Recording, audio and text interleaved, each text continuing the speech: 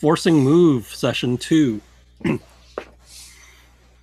So the question is, so you probably sleep overnight, and then the next morning you're thinking of going to Bobby Fischer's hotel room. Well, we had a preliminary, right? We had someone go up and try to get an autograph or something. Yeah. Okay. But what was the thought process? What do we have to gain by talking to him? Well, we need to see what documentation he has from the Shining Word and try to get a hold of that.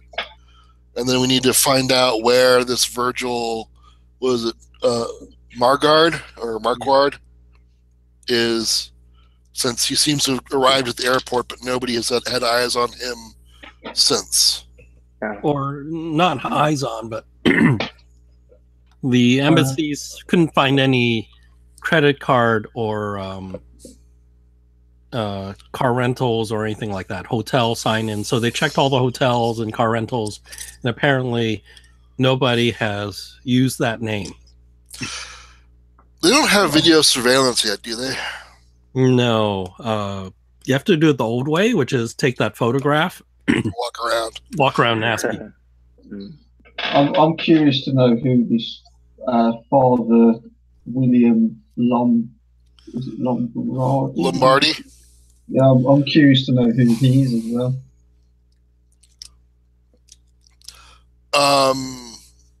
Well, speaking historically, that was Bobby Fischer's second.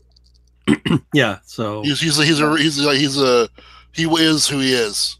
I don't know whether the scenario is twisting it and he'll be something different, but that was a real person that really traveled.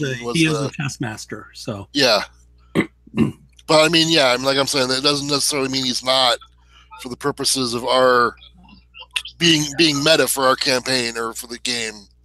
You know. So I did learn something. Back then, the TV cameras were quite large. Yeah, like studio only kind of thing, right? But they did not make any sounds. If anything, maybe a slight hum. But basically, the cameras are large. They do need lighting, and they don't quite. They're not like film cameras that make noise as the film's being run through. And apparently, in real life, they hid the cameras in the air ducts and covered them with burlap sacks and sound deadening equipment and tried to make them as unobtrusive as possible in real life. But, we won't bother retconning that from the last session where you guys examined it. So just assume they're like out in the open, but they're somehow soundproofed a little and they don't make that much sound.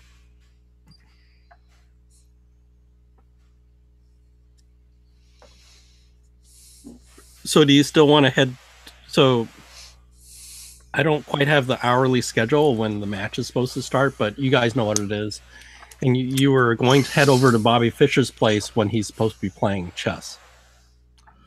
I mean, we can stake out the hotel, and when they leave, it should be obvious unless they go out a way we're not covering. I mean, worst case scenario, one of us nabs a hotel uniform, like for a busboy or a cleaning person, and just hangs out in the hallway and waits for him to leave. Yeah, I mean, I've got the overalls still that I took from the closet, and then I could pretend I'm a maintenance man going in there to fix something or something. And... Yeah, I mean, you just getting, because you know he won't be there during the day, right? So you could pretend to be housekeeping, and then go in and just look around the room. So is that what you want to do? Because I heard Dave had saying, "Why do you want to do this?" But if that's the plan, then I mean, whatever the group is going to want to do. I mean, I'm not going to poo-poo any idea, really. I mean, but like I said, part of our mission is to acquire documents and see what he's got and try to get a hold of it, confiscate it. So that would be one of the reasons why we'd want to get into the room. So Matt still has that uniform. So if he wants to pretend to be a employee, he can still get in there. If somebody lockpicks the door for him. Yeah. Lockpick of 25. That is better than mine. I thought maybe That was Sean. I thought had was it Sean's character? That had Oh, maybe it's Rush's. Somebody a had rush. A rush. I think it was one of those two. Yeah. Maybe It's not Geisper. me. Oh, did you have a good lockpick? No. Well, as I remember in the last mission when we went to the manor house, we got in. Yeah, somebody someone- had the lockpick skill. Someone got the lockpick skill, and then I got the stealth skill. And between the two of us, we snuck in and got into the upper level. But yeah, I think it must have been Sean's character. I don't think Rush was playing at that time. Well, my lockpick has actually gone up because I managed to pick the lock. Yeah, on it that was hand. definitely you, but it didn't go too well, I think, if No. I remember correctly.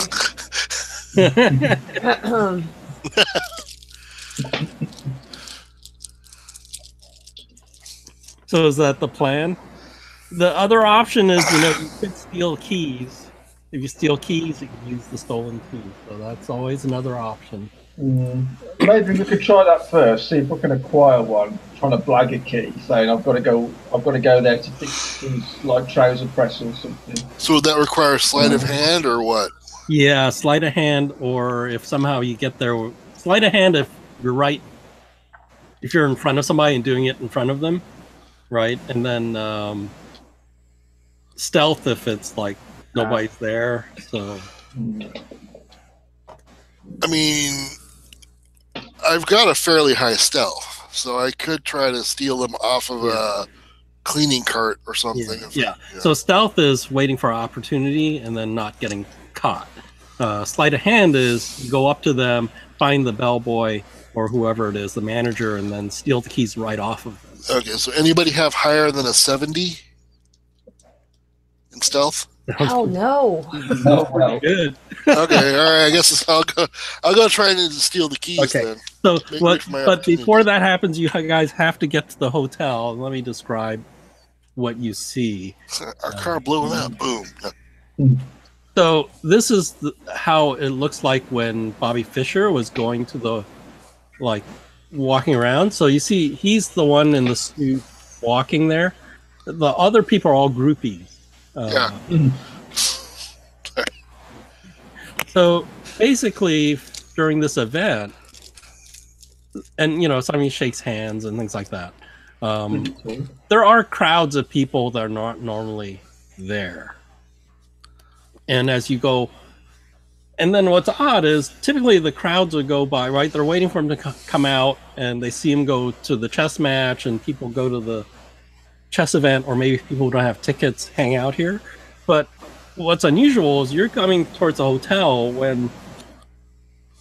So are you going to a hotel before the match?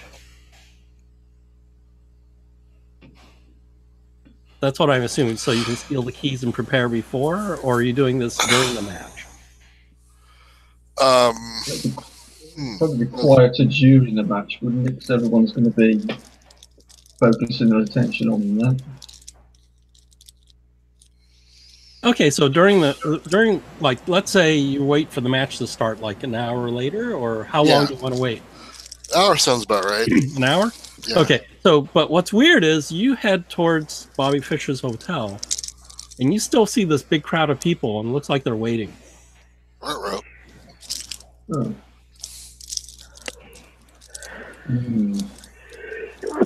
Oh, remember you still have your minder with you.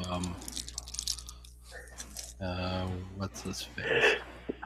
You still have, I think Bernard is his name. He's still with you. Sure. Okay. Didn't make a note of that, but yeah. All right. Okay, so he's our driver, or is he Yeah, he's actually a driver, and he's basically just, in case you need translators. Yeah, and he's, or if you need things done, he's there. He's your liaison between the embassy and whatever you guys are doing. So But yeah, you see all these people still waiting. I'm sorry, just so I understand how much we can let this guy know. He's part of the diplomatic corps, or he's part of the He's part Secret of Service. He's Secret Service. So he's the number 2 guy in the Secret Service on Iceland, and it's sort of clear that the number 1 guy sent this guy to like make sure you guys don't screw up. Okay, so he is aware clandestine things may occur. Yeah, but not All right. Section 46. But okay, so he can't like be showing him the Necronomicon or something like that. Like, hey, look what we found. Unless you want to recruit him. No. Well, maybe, I don't know. Oh, I see Sean. Yay. Hey. So wait, let's do a little bit of Sean. So Sean, this is the next day, but in the evening you need to roll a sand check. Well, bam. Oh, maybe he's not ready yet. We'll go back to that later. So you do notice all these people are still waiting, like they have their cameras and things like that. Like they're waiting for Bobby Fischer, it looks like. Right. Just thinking, well, he's going to be in his room still, let's be honest.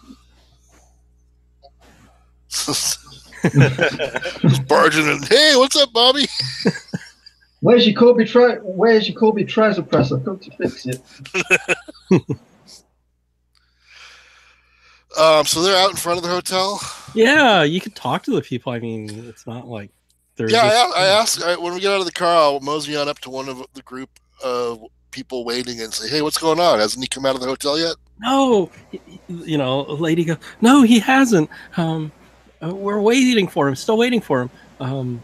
Do you know if they've started the match yet, or are they waiting for him today?" I haven't heard anything. Oh, well, we're still waiting for him. So he's not at the match, right? He didn't sneak out the back or anything like that. I just got here, so I don't know. Oh, okay. Well, yesterday he walked this way, so we're just gonna wait for him. I go back to the group and I say, "Hey, well, it looks like nobody's seen him come out the front, so he might have slipped out the back, or he's still in the hotel room." I've got a bad feeling that something's happened to him in his hotel room. It seems to be par for the course. Because remember, this place is only like 10 minutes walk from the stadium to from the hotel to the stadium. So you could send a character over there to see what's going on at the stadium if you want, right? Or just turn on the TV.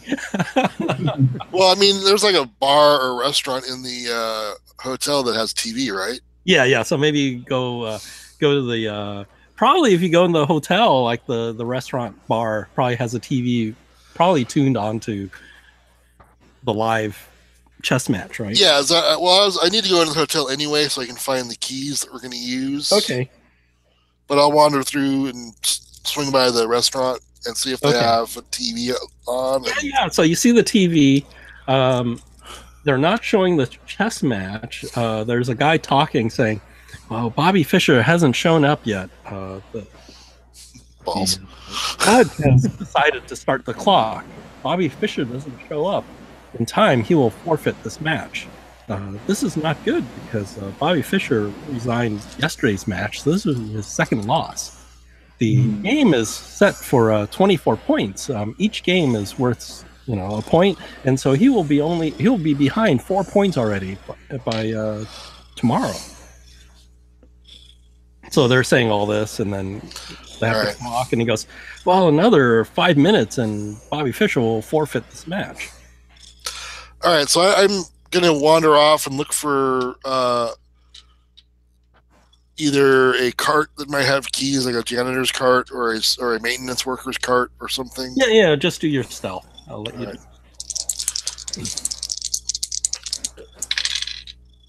Ooh, yeah. You're never going to guess what I just rolled. I know you made it. I know.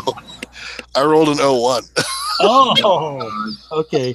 So I'll even give you a uniform, like Woohoo! a uniform plus the keys somehow on like a cart that they were going to clean, like for staff. All right, For an O1, I'll give you that. nice. And All right. for O1, it actually will fit. Okay, well, was it Charles or Charlie that has the other one? Yeah. Yeah. All right, so I will come out the side door, and if I see them, I'll like give them the hey, give them a nod, like over here, a little whistle. I'm like, wow. Hey, I didn't even sort of recognise you then. Nice disguise. I jingle the keys and I hand them over to you, and I say, let's go on up and fix that. Whatchamacallit? Yeah, that trouser press. Yeah. Trouser press. The automatic shoe shiner. All right. So you go to the fourth floor, you go to Bobby Fischer's door. You see there's a do not disturb sign hanging off the doorknob. All right. I'll put my ear to the door first just to see if I can hear anything. Oh, so here's a question. You were here yesterday. Yeah. He doesn't know that I wouldn't be a member of staff, though. I could just say, I'm also a Okay, member I of was just staff. mentioning this in case you want a disguise or something, but if you're willing to do that, that's fine too. Is there a mop? I could take the bottom of the mop off and put it on my head as a wig.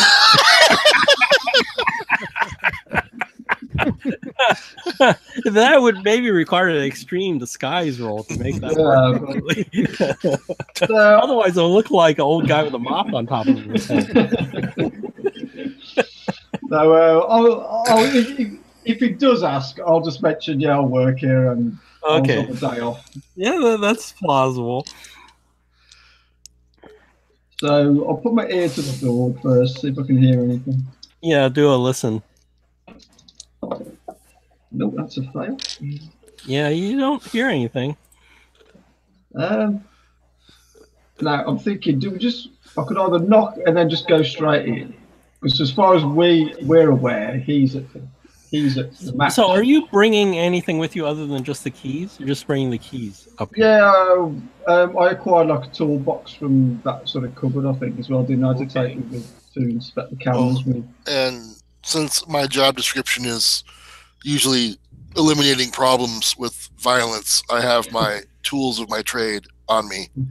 Not displayed, but they're like shoulder holsters. Okay, so that's what you're carrying with. That's it. Okay. Yeah. So I just think we go straight in, because as far as he's aware, people are going to think he's at the match. So if he does ask any questions, he could just say, "I'm very sorry, thought you were at the match. Whilst you were out, we were going to do some housekeeping." So that sounds good. Okay. So open the door. I want to do it quietly though. Open the door quietly. So you open the door, you see same guy you saw yesterday.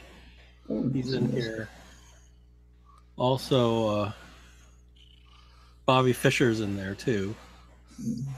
Bobby Fischer looks upset, and so is Father William Lombardi. Ruh-roh. And then, you open the door, and then their conversation stops, and they look at you. Housekeeping.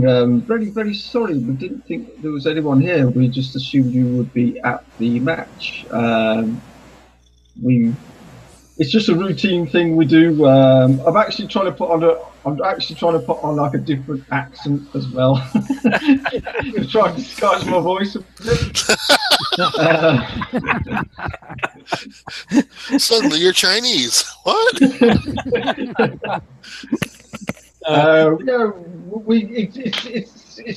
It's just something we do. We didn't realise there'd be someone here still. Okay, so who has the lowest luck of you two? I got a 34. I've got a 64. Okay, 34. Roll your 34 luck. Nope. Okay. Father Lombardi turns to you guys and say, "We don't want any housekeeping today. Thank you."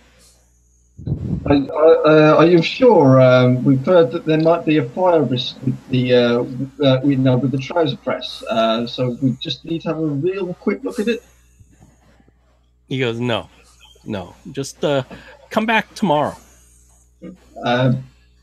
But if it was to burst into flames, that's not going to be good. Well, firstly for yourselves, and B for the hotel. So if I could just a very, very quick look. Do your fast talk. Where's the fast? It's not very high, but nope, failed. Yeah, he goes. Yeah, we're not going to use the trouser press. Come back tomorrow. I'll sort of look at. I'll sort of look across to sort of Dennis just to see what his facial expression is saying. I have none. I'm just kind of like, okay. How far are we into the room? You probably right. The room. This is a 3-room suite, so the door probably opens into like a sort of a living room, and then there's 2 bedrooms on either side, right? Can we see any books or papers that might be on the desk? Yeah. There's chess books and do a spot hidden. Both of you guys can do that. I got a hard success. Okay, with a hard, you actually do notice there's a couple of those newspapers and magazines, and then you actually notice like a cheap newsprint printed thing that looks like it's that. I go, hey, you subscribe to the Shining Word too? I didn't know the Bobby Fischer read that. That's awesome. And he Bobby Fischer actually goes, huh? And he looks at you. He goes, yes. That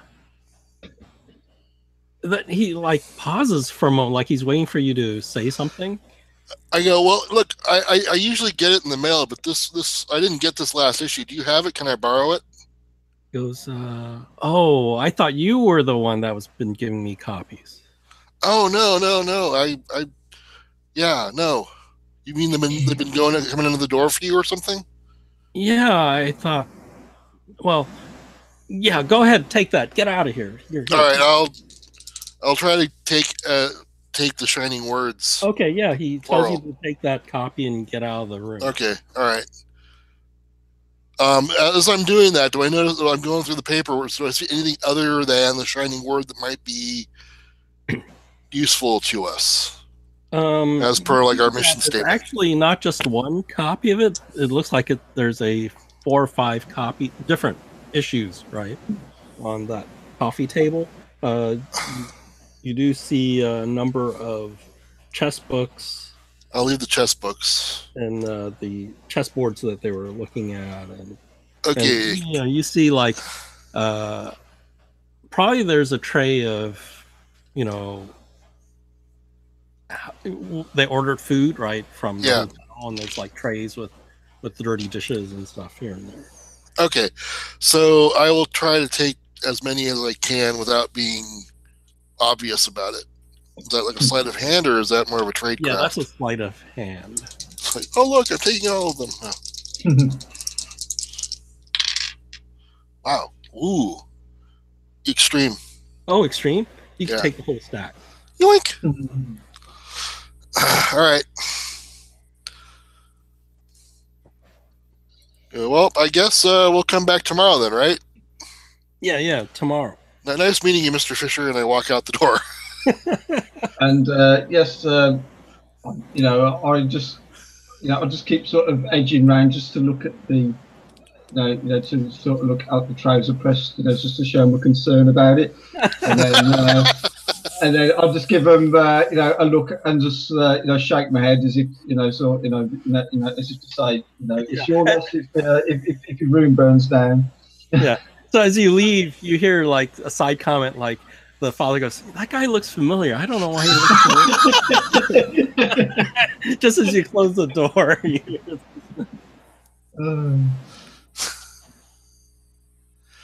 So we at have least we know he's in there and he's okay.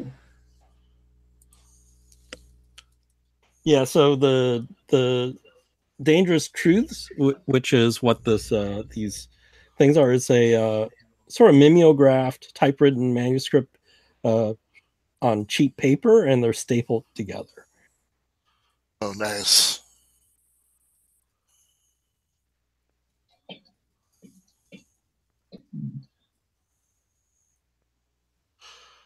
He said somebody was slipping them under his door.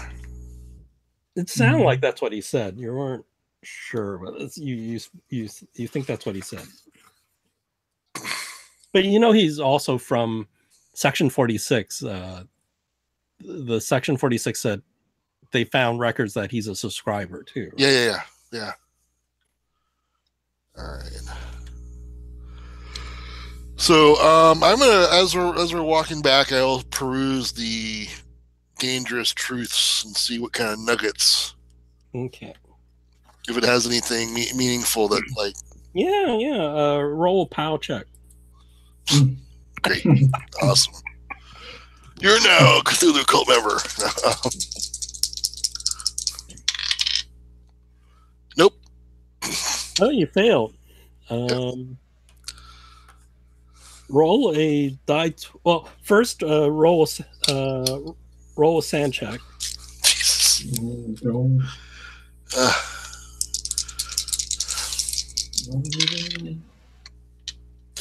Made it. Oh, okay. You lose nothing, but roll a die 12. Which is unusual. First time I see a die 12. That's crazy, man. Nobody likes the die 12. It's the redheaded stepchild of dice. 5.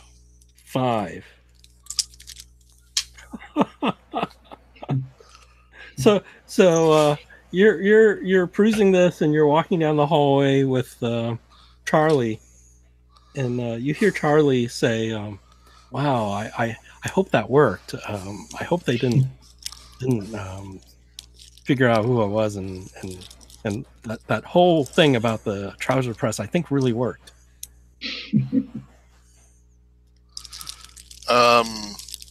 I look over. I say, "Yeah, I don't think they really minded one way or the other about the trouser press. I don't know. I think their minds were on other things."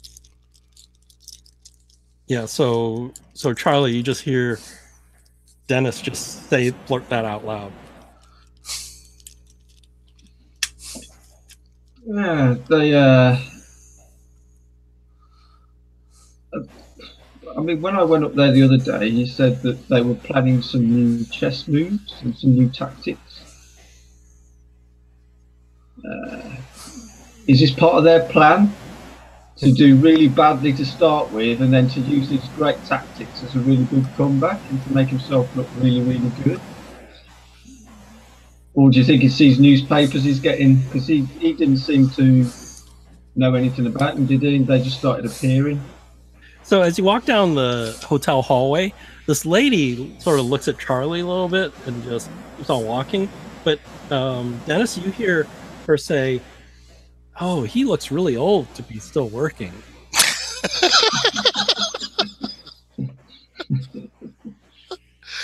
I hear that. Yeah. But her mouth doesn't move. No. I'm like, all right, okay. I turned to Charlie. Go, did you hear that? What? Yeah, that lady thinks you're too old to be working here. What? And I'll sort of turn around and glare at her. It's like, wow, man. I'm not retired, you know.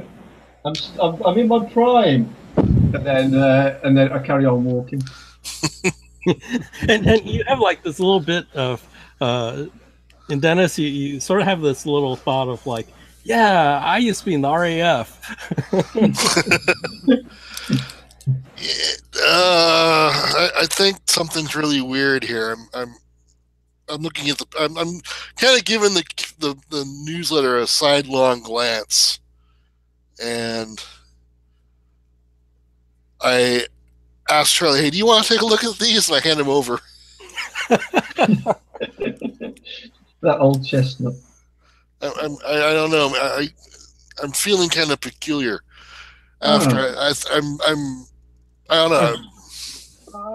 Have you read anything like this before? And sort of open it up and have a not just glazing over it more so than anything, just reading bits here and there.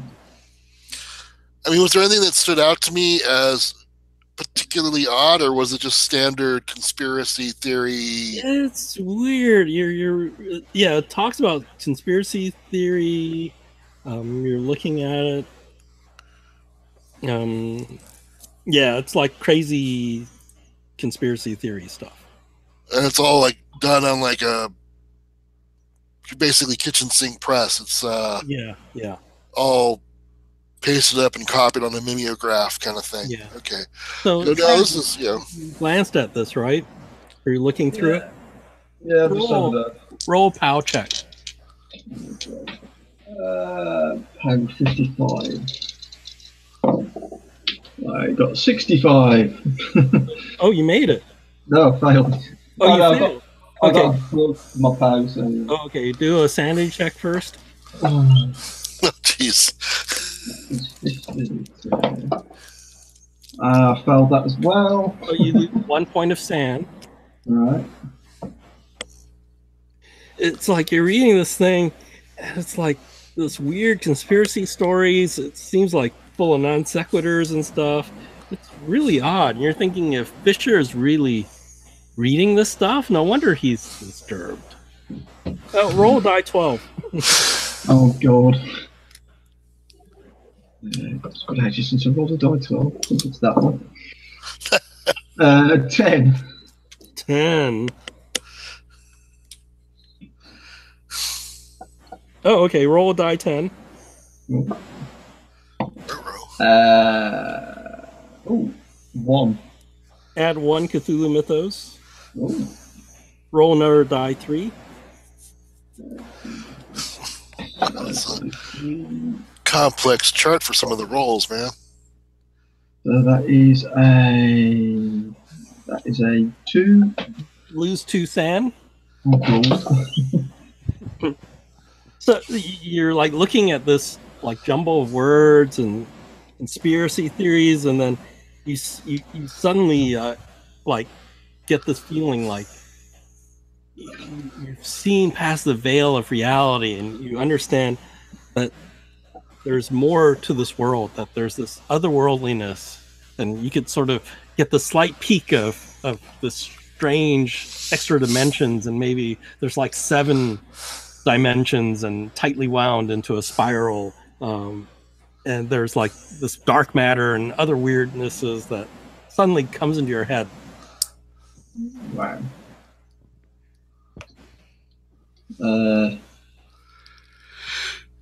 I might need a drink. How about you?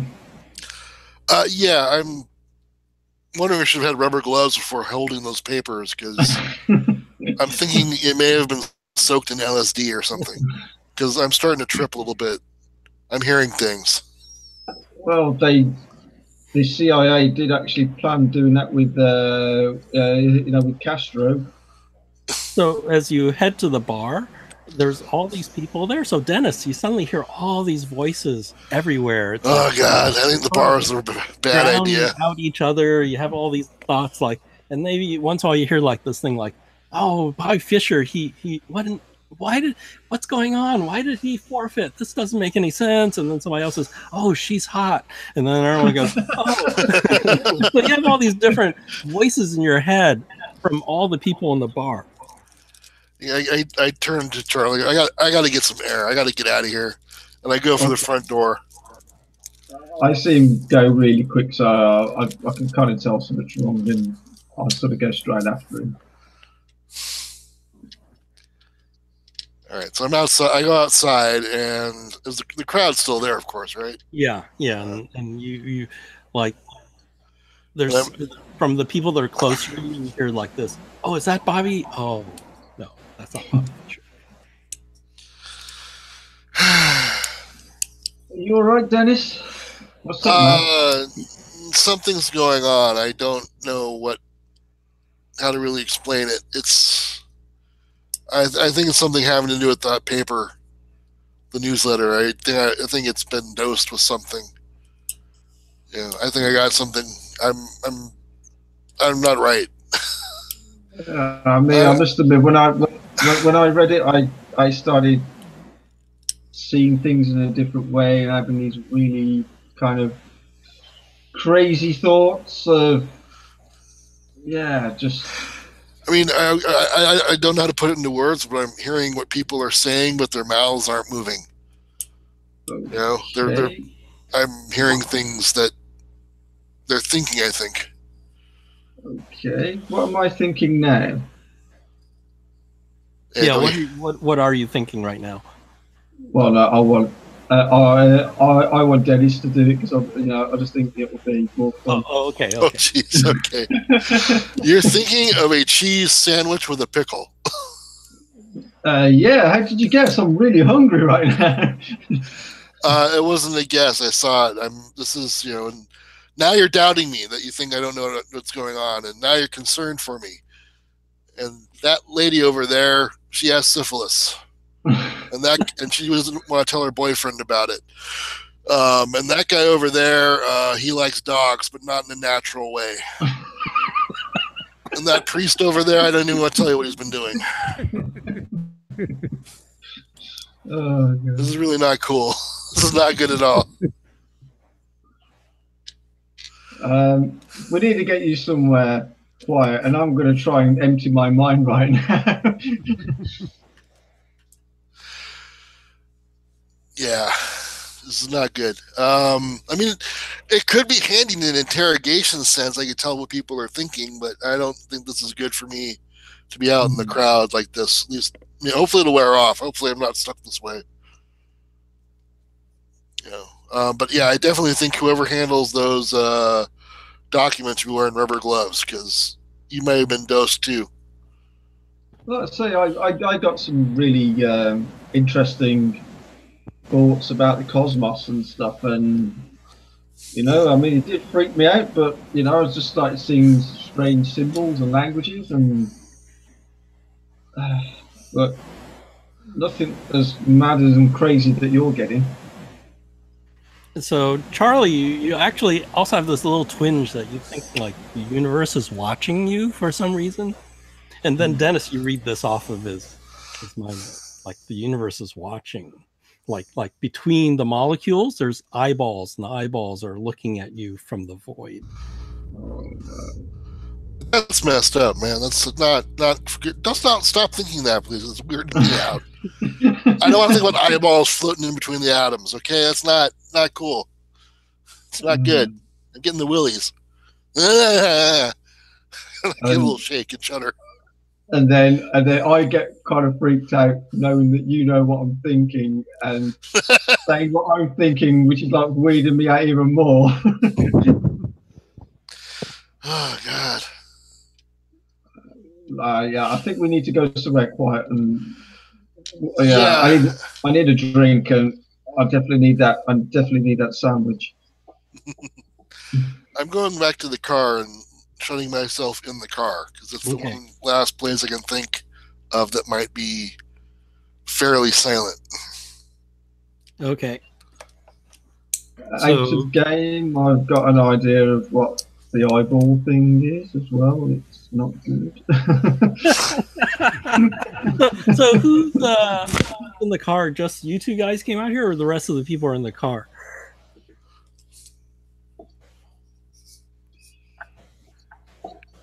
We probably would have a car waiting if in case we need to get away really quick. Yeah, well, we have the driver. You have Bernard. Right? Good old what's his name? Yeah. But yeah, I come back to the car. Out of my face, I'm ashen. I look really just troubled, and I go to the back seat and I sit in the back seat and I don't give any eye contact to anybody. I'm just kind of yeah. Percival, you do see this. I'm just kind of. How'd it go? What'd you guys obtain? Well, we got. I pointed the. I go, be careful with this. He has like 5 copies of different issues of Dangerous Truths. I mean, I think they're laced with something because I handled it and I read it, and now I'm tripping balls. I'll put some rubber gloves on and put them in a plastic baggie. Okay. People are thinking things, and I'm hearing them like they're talking to me. And Charlie's. But the thing is, you actually know what I'm thinking.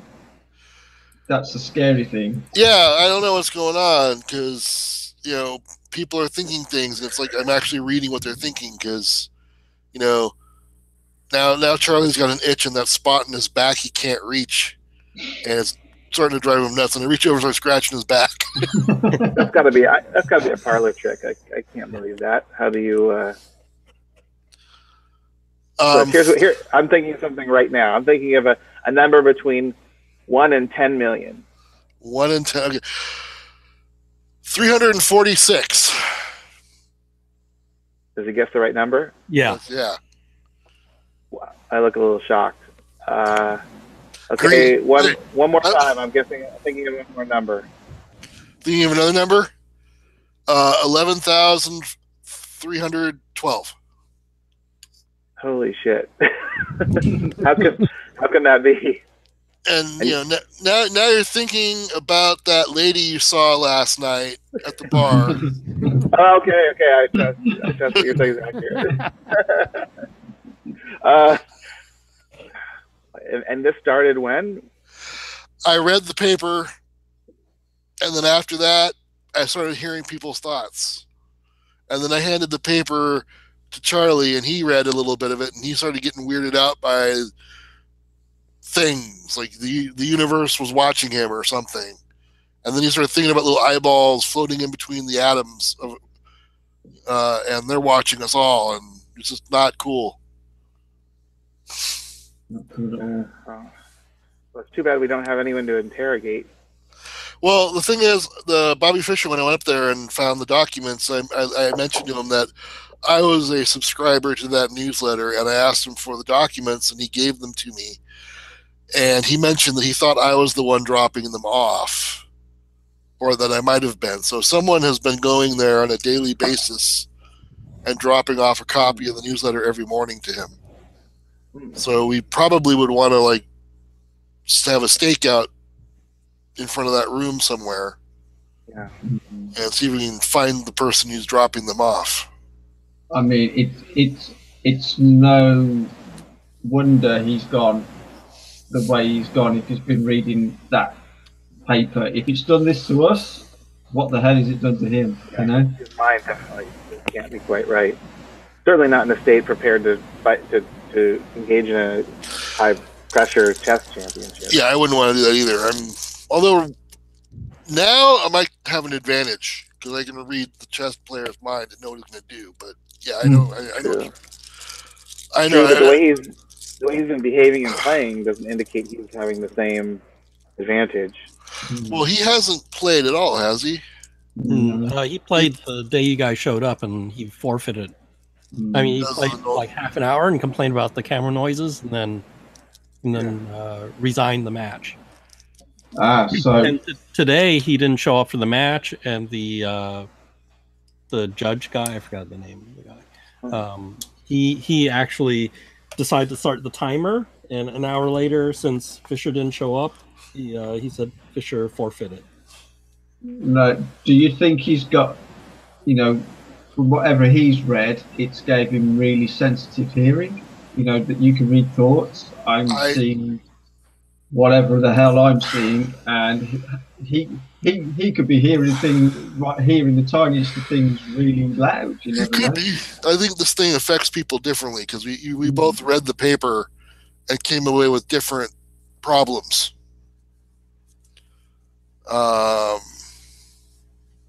Now I don't know if this is permanent or not. I'm hoping it's not permanent because I don't want to go through life like this, you know. Yeah, me But neither. you know, And I keep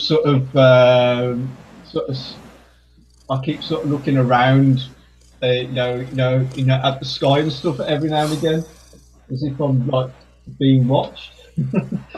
Oh, you're gonna look around? Yeah, just out oh of jeez. paranoia. Yeah, you think spotted somebody like watching you guys, but now you've lost them in the crowd. Huh. And then David, so Charlie, you catch that thought and you look over there and you think you saw somebody maybe watching you guys, but gone. Hmm. So you think there's actually somebody watching us, not like a bearded man in the sky way, but more like a actual person on the ground watching Yeah, us? you think maybe somebody's like a Russian or something. Huh. I'm gonna try to see if I can detect the thoughts of the person who may be watching us. Can I try? You'll have to move into the crowd. I will step out of the car. The guys will be right back. Step out of the car and get closer to the crowd and kind of mingle a little bit. Pretend like I'm looking for Bobby Fischer to come out. And I want to see if I can detect, if I can read someone who might be spying on us. Okay, so you're going through there, and there's all these voices and everything. So Then you catch something like da. That's the one. That's the one that killed. all right, but I can't tell where. It's No. I hear that. You hear that? That's the one that killed. And what's the guy's name?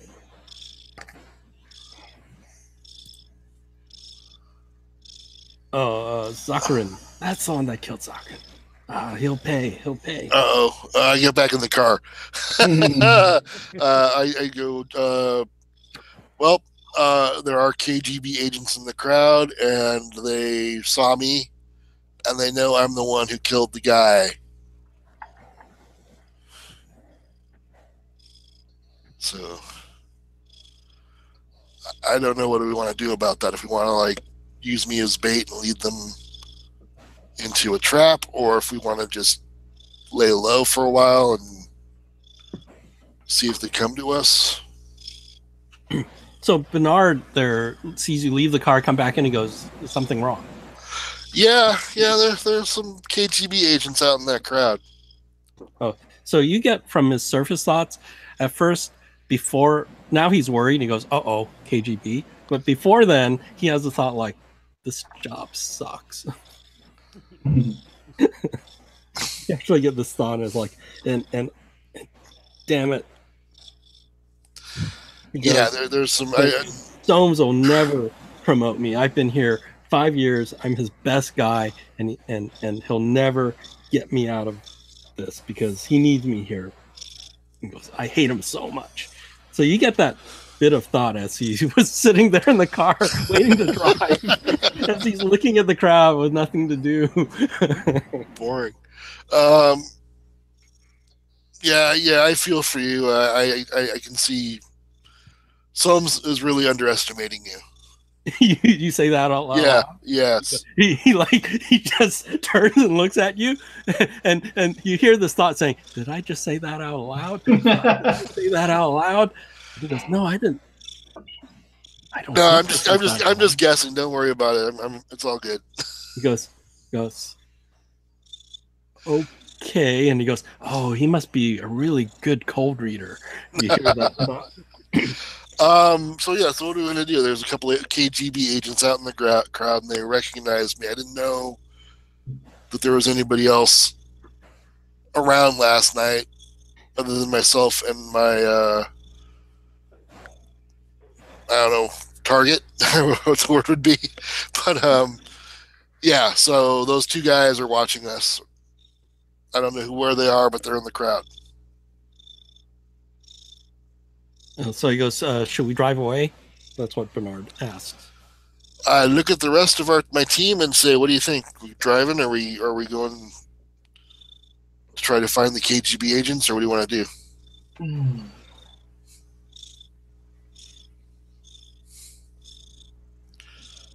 Everyone's quiet. I'm thinking, I don't know. So Percival, you're like looking around for these Yeah, KGB guys that Dennis is talking about, and you don't see anything.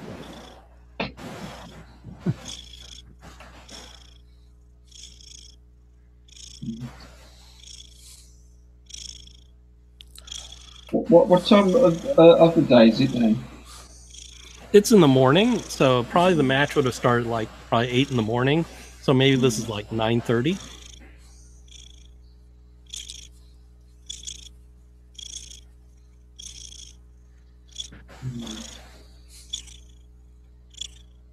You know, what does everyone else think?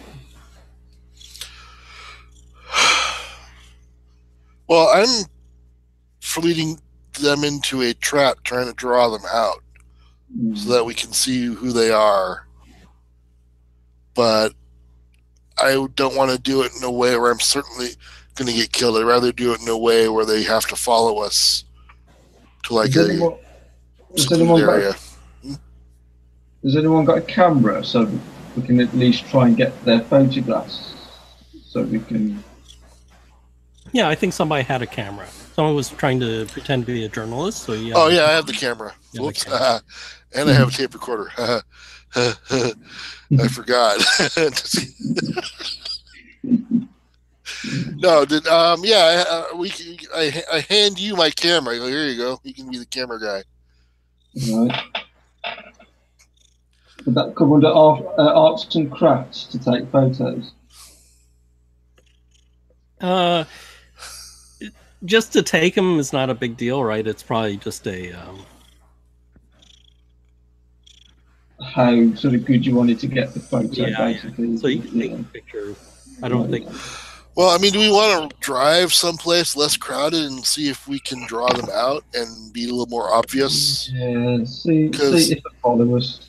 Yeah, so I will tell Bernard, hey, Bernard, go ahead and drive us around the city and see what happens. Okay. So goes, I'll take you nearby. It's the Botanical Gardens. Sure. Can I see if anybody is following us? So yeah, you're watching and you're like, you're thinking at one point you're like, oh, I think I saw a switch off. Like there was a car that like switched to the side and another car took its place, and they did that 3 or 4 times. They have a whole team looking at us. And I mentioned that to the group. Okay. So, there's so at least Charlie, when you mention that to Charlie, he looks and he goes, yeah, I think that's it. And then Percival, you're very skeptical. You don't think you see that. You think they're just one car looked like it had a woman with some children in it. Another one had one guy in it. Another car had like a couple in it. So that's what Percival sees. Okay, so we're going to the Botanical Gardens? Yeah, it's a nice spot. All right. I guess get out of the car, kind of walk around, take in the sights, keep my eyes sharp and my mind open. If I hear anything or see anything. Yeah, at one point, Charlie spins around and clicks the camera. On the way there, on the back seat, I basically got out of the overalls. Obviously, I had my clothes on, my normal clothes on. So at one point, you thought you saw somebody in the bushes there, and then you took a picture of whoever's there. You think, but this is '70s, so you'll need to develop the film later. No Polaroids. Yeah, Well, it's probably that you take a it's not a Polaroid because a journalist won't take a Polaroid. So it's the click and then the jit jit jit jit, right, as you Yeah. roll up.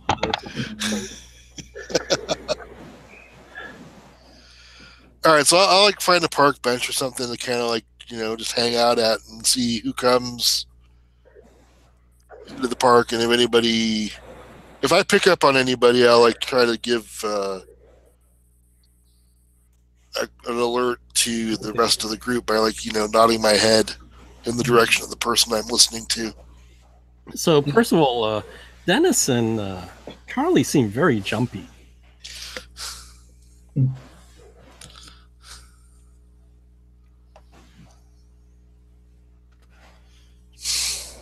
Yeah. At one point, I actually point the camera into the sky and take a photograph of the sky because I think I'm seeing this thing watching me. Okay.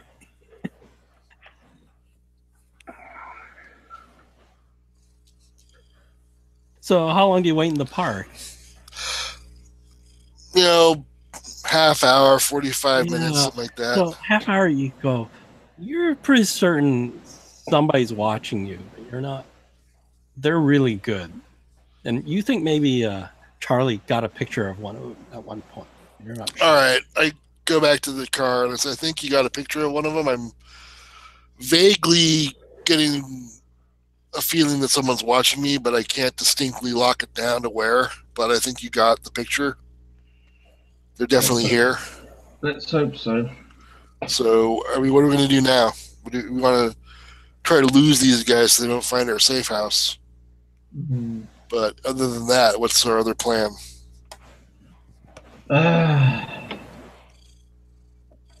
If we can't shake them, can we lead them into a dead end somewhere where we can ambush them maybe? Or Well, I've got a weapon. Who else has a weapon? not me. I don't have anything. I do. You have a gun or something? Yeah. Uh-huh. Yay! All right. So is that our plan? Is trying to lead them into a trap and try to take them out? Eleanor may not have a gun. Why not? I do. No, don't you have a shotgun or I something? don't? Uh, No, I do. you weren't in the other session, right? No.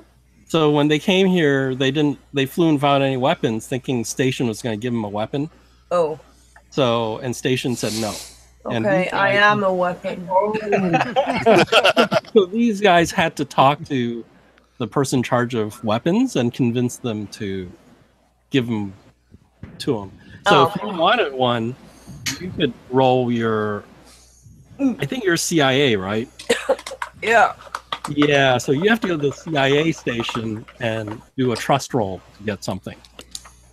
Can I do that, like, in retrospect? Yeah. Just do that now.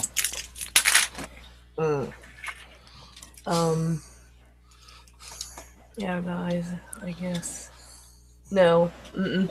Yeah, so they said, Iceland is a very peaceful country. Even the police don't have guns. I don't think there's a reason for you to have a weapon. You want shit done? Give me gun. They look at you and say, that's the attitude. That's No, why I don't say that. By the way, guys, I'm still silent because I have no idea what we're doing here. So, if you need me, tell me. You can tell her to read these documents. Eleanor, read. Sure, it's fun. By the way, John said to say hello to everyone. Oh, okay. Hi. All right, so I guess that's our plan. You're going to go to some dead end and wait. How long are you going to wait at the dead end? I don't know. How long do you want to wait at the dead end? I mean, Well, should we get out the car and then just find a hiding space somewhere? And so if they do come round the corner, they might investigate the car where we can kind of pounce on them. or does they Bernard- stop the place and they know it's a dead end and they know it's going to be a trap because they are special kind of agents. Well, I mean, this is Bernard's town, right? That's where he's been for umpteen years. Does he? I turned to him. I go, hey, do you know a place where we can lay a trap for some KGB Yeah. So he agents? tells you a place. Yeah. All right. That's further away from the crowds. Yeah. They're out the city. We want to draw them out and be able to see them, Okay. and then, if we need to, take them out. So he drives. You notice he's doing he looks out the rear view mirrors, the side mirrors. He's checking. He's Am I getting any thoughts or anything? Is anybody following us that I? So Bernard goes, I don't think we're being followed. And that's what its surface thoughts are too. But you're looking and you're looking, and you're not sure. You know. So you finally get to this alley, right? This dead end alley, and you're gonna set up. So you're there, and you're gonna wait. How long are you gonna wait?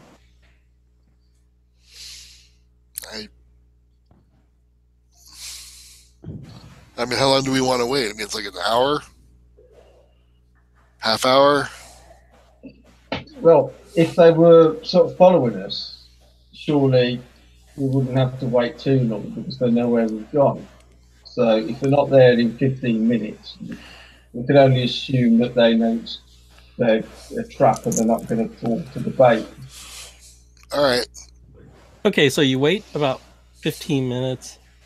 Nobody comes in the alley, but Charlie, you're like looking around, and at one point you swear you might have saw like somebody with a camera lens flash, right? Like the light coming off somebody's camera lens off the roof of a nearby building. Then you're like looking and you don't see anything. Did I pick up anybody thinking anything? No. Maybe it's too far away. After you've had this for a while, you realize you can read people's mind within a 10-foot radius. Okay. Past that, you don't catch anything.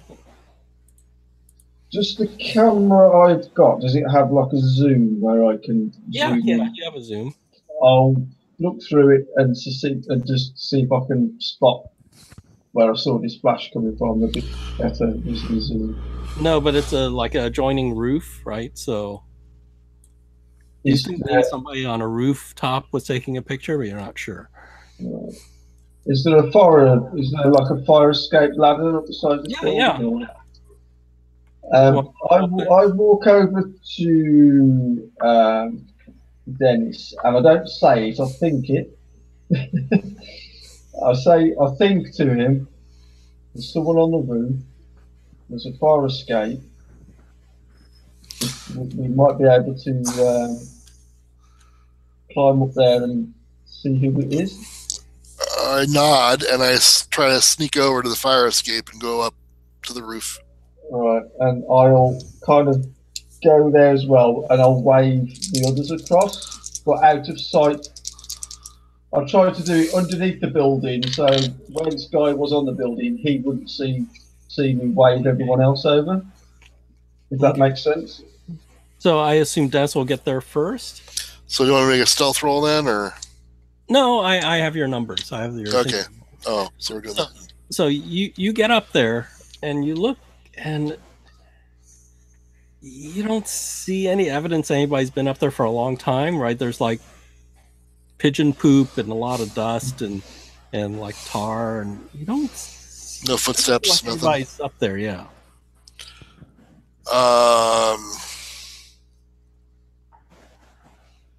I do take a look around just to make sure. Yeah. And even though there's nobody up there at all, Yeah, it's empty.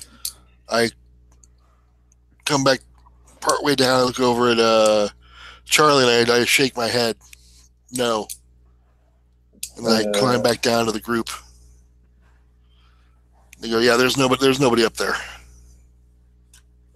It doesn't look there ever was for like maybe a year or more.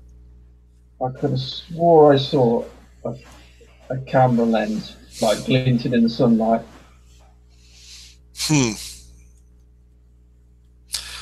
Yeah, I didn't even see footprints up there. So. Yeah, there's a lot of pigeon poop. undisturbed pigeon poop. Lots of it.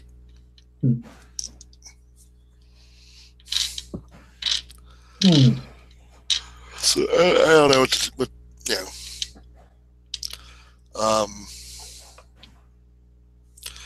So I'm thinking we need to have people staking out the hotel floor that Bobby Fischer is on, because somebody is delivering those newsletters to him, and I think that somebody is the person we're looking for, the publisher who flew in. How do we do that without like just being so blatantly obvious? Well, I mean, maybe we won't be able to get a room. Fisher only has a suite up there, right? He doesn't rent out the whole floor, but I mean, the whole floor has people on it. I'm sure it's full. The hotel's completely full.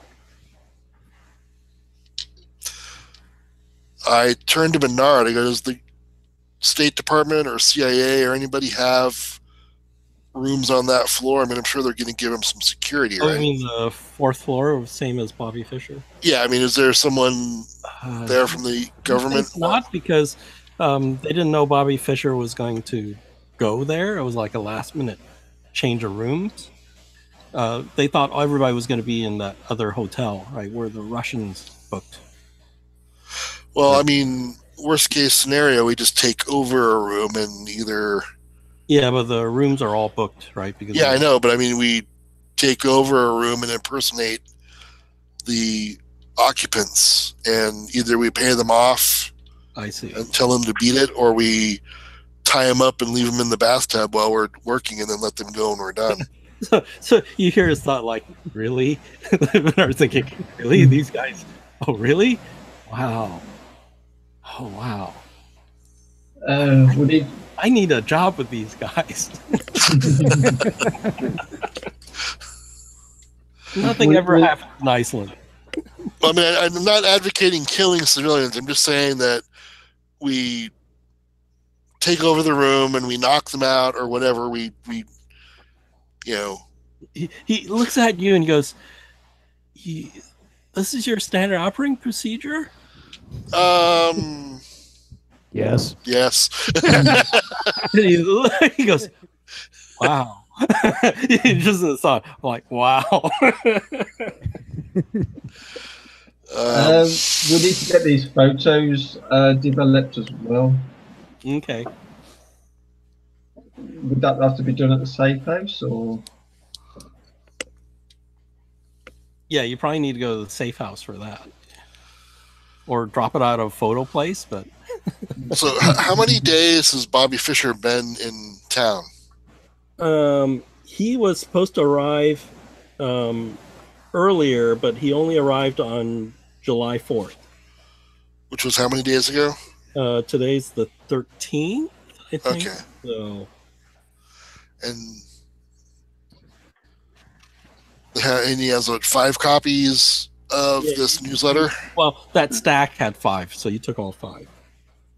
So if he read the newsletter and he's experiencing the same thing you are, maybe that's why he can't play, right? Because he just all the voices in his head are... Well, I'm just trying to figure out whether this person's dropping them off every morning or if it's every other morning or something like that, Because that would let us know that, hey, we have to be there tomorrow morning to catch the guy, or if we have a couple days before he's going to come back. But, so I mean, we might have to move tonight and find a room that's on the floor and kind of do our thing. You might be the ideal person to try to find him, because if you can read his mind, if you just encounter people in the hallway, you might be able to tell who's there for legitimate reasons. Yeah, I mean, that's I could do that. I could hang out in the room and just sit there and wait for that guy to come up and go, I'm going to drop off a newsletter on his head or whatever.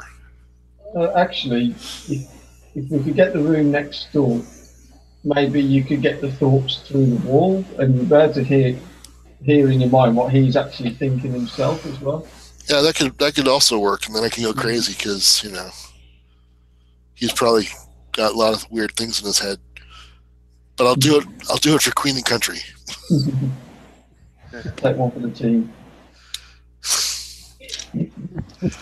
Okay, so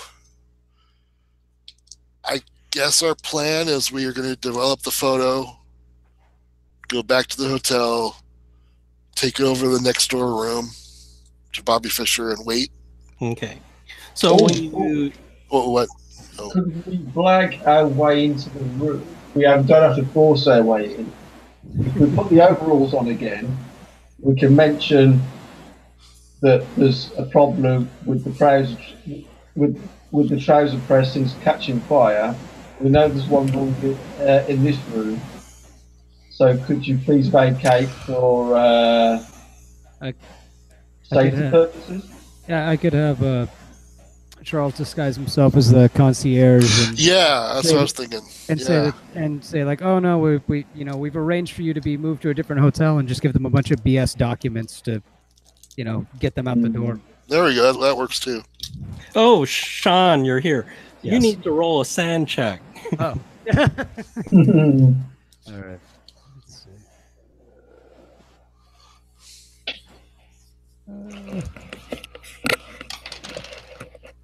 see. Success. You lose 1 point of sand. Okay. During the night, you have nightmares of disturbing sort, of sort of multi-dimensional type of nightmares. Oh, jeez. This is what happens when you eat the bad acid. So that's in the evening, before this morning. Yeah. All right, but I think that's probably as sound as plan as any. All right, that's better than knocking them out, because Okay, less explaining. So you guys develop the pictures. Who's looking at them? Well, I'm curious to see the one that I actually took up the sky when I was getting paranoid. So you look at the sky one, and there's some clouds, and you're like, that looks like an eye. Oh, jeez. Yeah, I turn around to anyone else who's there with me, going, "Can you see an eye in this? There's an eye there, isn't there?" No, it's a fried egg. Could be a donut. There's an eye there. Could be a donut.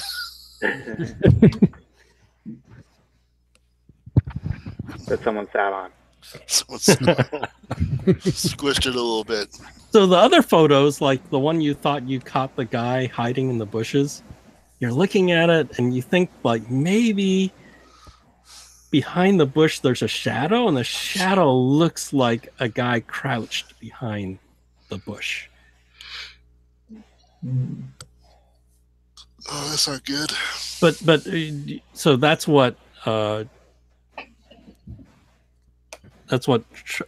Ainsworth sees. And when he points that out to you, Dennis, you think you see that too. What, the shadow in the bush? Yeah, when he points it out to you. Yeah, I kind of see what you're talking about. No, that's definitely eyes. It's Bigfoot. So Sean and Percival, do you look at the picture? Yeah. Yeah, we look at look at the It picture. just looks like shade from a bush, right?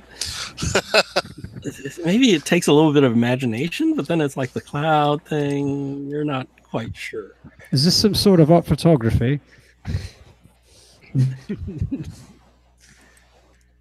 I don't see anything. It's a cloud. It's a bush. Maybe I'm not looking at it right. Yeah, and then they point at it and they just see, look, and you're like, yeah, if you really squint your eyes, maybe. It's sort of like, like Jesus on a On a tortilla. Yeah, on a tortilla. It's swamp gas.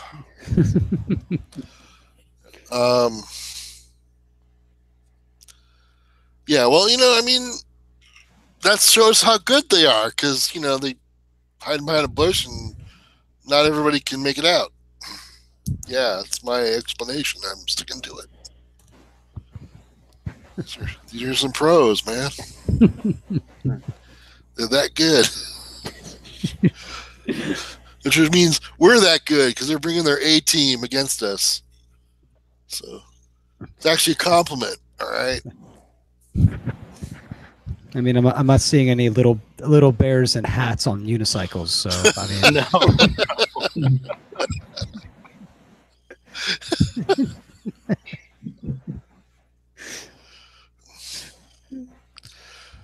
All right. So we're going back to the hotel tonight to do Operation Kick 'em Out. Yep. All right. And, Charles was going to make some fake documents, right? Yes. That one. Let's see. Cue that A-team montage music. Ooh, I got a hard success. Okay. Let's say you actually even do find a hotel like so far out of town that there is a room. You actually do book a room for these people. So when they show up, they actually have a room. So it's not so much a lie. Just bending things slightly now. Well, I mean, it's a temporary move. They'll come back in the next day or so. So it's Yeah. not like we're kicking them off good. But, Yeah, you somehow doctor up this document and everything, and you actually do get a room for them. But it's out of your budget, right? Yeah. Yeah. So I put back on the maintenance uniform as well, so that we can go up to the floor and be believable that we're the maintenance guys and the concierge.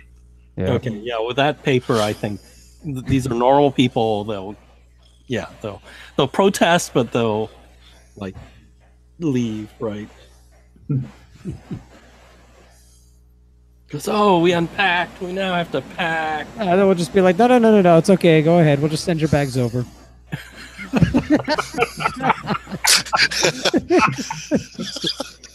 Yeah, they'll buy that. Just drop them out the window. Oh, they got lost in transit. I'm sorry. Just shove them out in their nightgown and just be like, it's okay. We got a car. We got a room over there. We'll send you the rest of your stuff tomorrow. It's not sorry.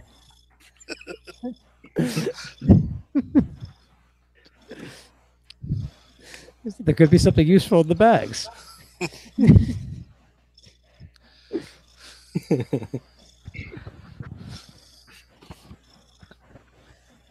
So so you set up the room next, right? And then so either you'll be on Bobby Fischer's side or you'll be on the father's side, right? Because the bedrooms are left and right.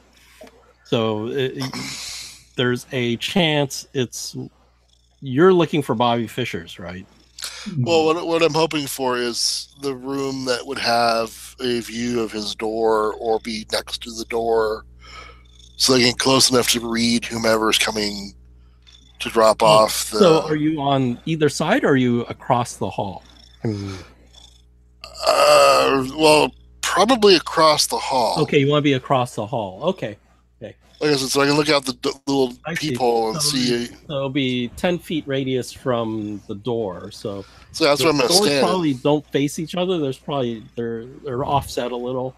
So basically, your 10-foot radius goes into the living room, but not quite to the bedrooms, unless you hang out in the hallway, right? Yeah. My goal is to grab the guy who's dropping off the newsletter. Okay. So as long as I can stand by the doorway and kind of get a read off of that, or the hall, near the hall by the door. Okay. In our room, that Okay, so you'll stake it out. So I can just jump out and karate chop the guy So and drag at one him in. point, Father William leaves the room. Is he thinking anything in particular, like anything particularly cult-like? You could see he's in a bathrobe, but the thought is I hope the pool water is good today.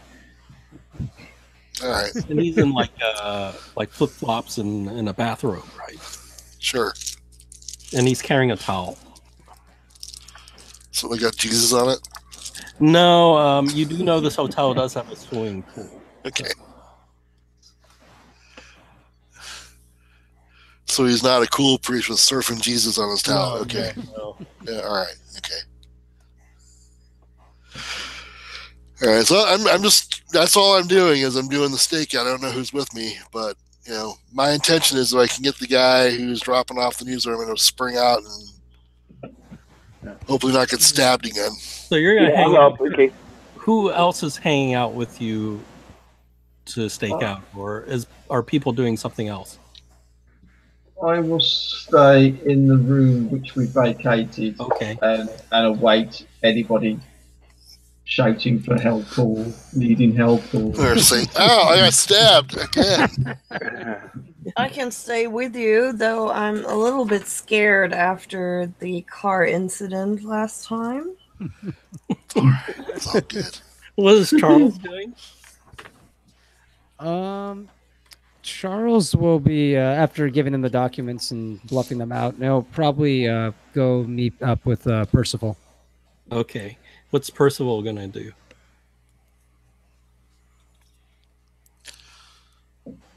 Something sensible. Yeah, I'll wait with you in the room in case you need All right. backup. Okay. So, what are you gonna do with these documents? I'm Well, not, don't we want to send them off to be analyzed to see if they have something strange on them, or at Yeah, least you one of could. them? well, that was part of the mission, was confiscate the documents and find this guy that's the publisher. Yeah. Yeah, so let's send them off. Okay. You're gonna send all of them off, or Is there a reason to keep them? I don't think so. I don't know. Yeah, you want to read them because Because it's That's awesome. what I do. it's awesome. You'll be able to taste colors and smell sound. It's groovy, man. Now, it'd be really cool if you could like talk to animals or something like that. That'd be pretty cool. What?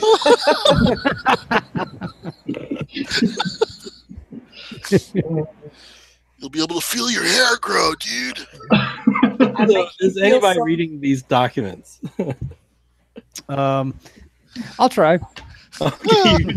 I'm not. Do a pow roll. Okay. So what? What am I rolling? Pow. Foul. Okay. Let me see. Okay. That's One of us. Please make it. Oh, I made it. I just Yay! made it. So do a sand check. Yeah. Okay. I want to see what happens. Oh, I way made that. Yeah. Okay, yeah, Yay! you don't lose anything, but you're looking at this and like, man, this stuff is a jumble of stuff, and it looks like it's full of these conspiracy theories. And if you really believe this stuff, you wouldn't even, you would believe there'd be spies in like the shade, and like there'd be eyeballs in the clouds and stuff. It's just like crazy stuff. Well, very interesting. It feels like somebody really doesn't want Bobby Fischer to win this tournament. If they're giving him things like this, and if he's having the same reactions that the other people are having, I think this is some form of sabotage. Very interesting. Who do you think? I mean, do you think it's the Soviets that are doing this, or? It's possible, but we had information that there was some, like I said, that there was some strange person that was distributing these things. And we don't know who he's working for or what his Yeah. affiliation is. Yeah, but we don't know who he's working for, and if that's the case, it would make sense. I mean, the eyes of America are on Bobby Fischer. Eyes, where, eyes, where? Don't look up. Yeah, I go into a bit of a panic when you say that. As you know, like I said, everyone's watching Bobby Fischer. They're just, and if he did fail, it would be a at least a social morale blow for the United States, much less radical boost for the Soviets. So there's a likely candidate as any.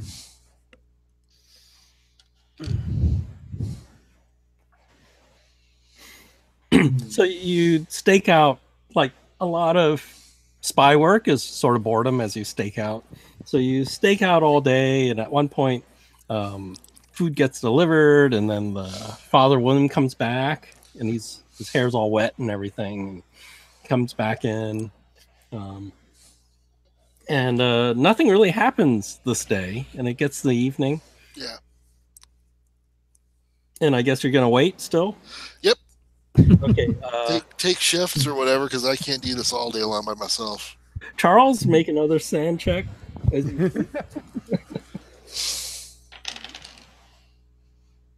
Okay, I passed. Okay, you lose 1 point. This is just gonna keep going. Yeah. It's wearing on you. So And when you have nightmares, and then maybe Can- Charlie's things about eyes and stuff may have affected you. This nightmare about seeing eyes between things, between spaces, like knots and woods are like sometimes they open up as an eyeball, and cups, like you're drinking coffee and you look down the coffee cup and then it opens up like an eye, and like the little peephole in the door of the apartment, when you look at it, it's suddenly like looking back at you. It's just like this horrible nightmare.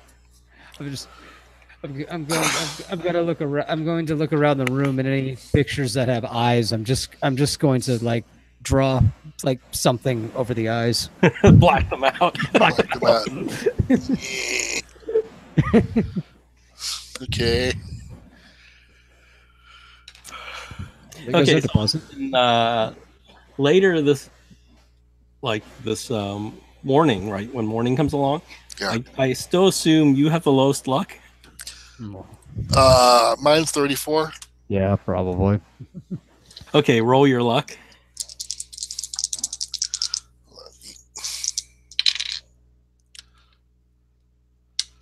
Made it. Oh, lucky man. Got 10. Otherwise, you have to like do this once a day, and That would suck. All right. oh, that's the photo. Let me see if I have. Jesus? No, this guy. That's the photo, but It's 70s rock opera Jesus. where the heck I have? I Oh, there. didn't know they were doing a production of Jesus Christ Superstar. Remember Jesus on Toast? So this guy walks. Dude.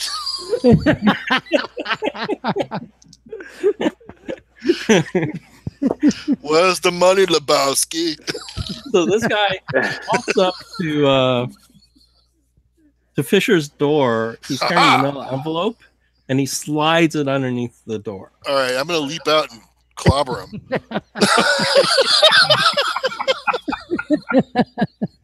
Okay, I don't think he'll expect this, so why don't you just your attack? Nobody expects MI6. So do you want to like grapple him, or do you want to kill him, or do you want No, I want to grab him and throw him in the room we're in so we can all pummel him. Okay, so that's There we go. a maneuver. Sorry, what am I doing? Maneuver. Maneuver? Okay. Yeah, brawl maneuver. Brawl! Rah. Come here, you. Watch me not. Ooh. I got a hard success. Okay, so he failed. He's So like, you grab him and you swing him to the room and you close the door. Now and like let's say even his sunglasses come off, and his eyes are similar to the photo you have, and you think it's the same guy except for he got a slight trim. wait, which photo we got? The photo of, what's his name, Virgil or whatever? Yeah, so it's, All right, so he goes, oh, what the hell? I'm like, what are you all about? I throw him against the wall. Slam. Oh. Why are you giving Bobby Fischer the newsletters? He goes, I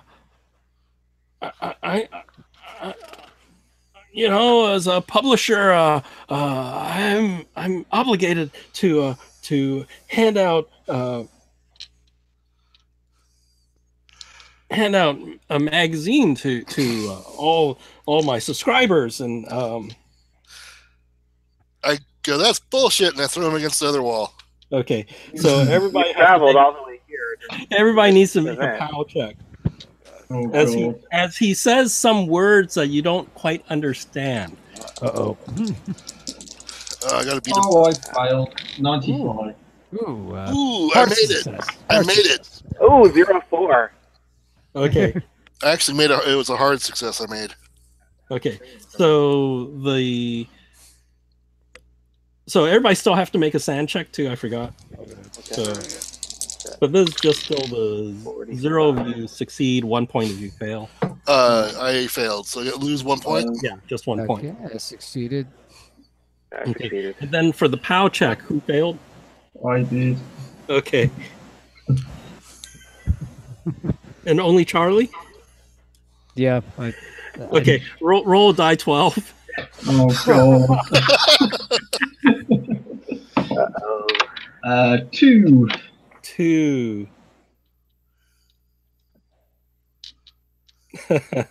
So suddenly all your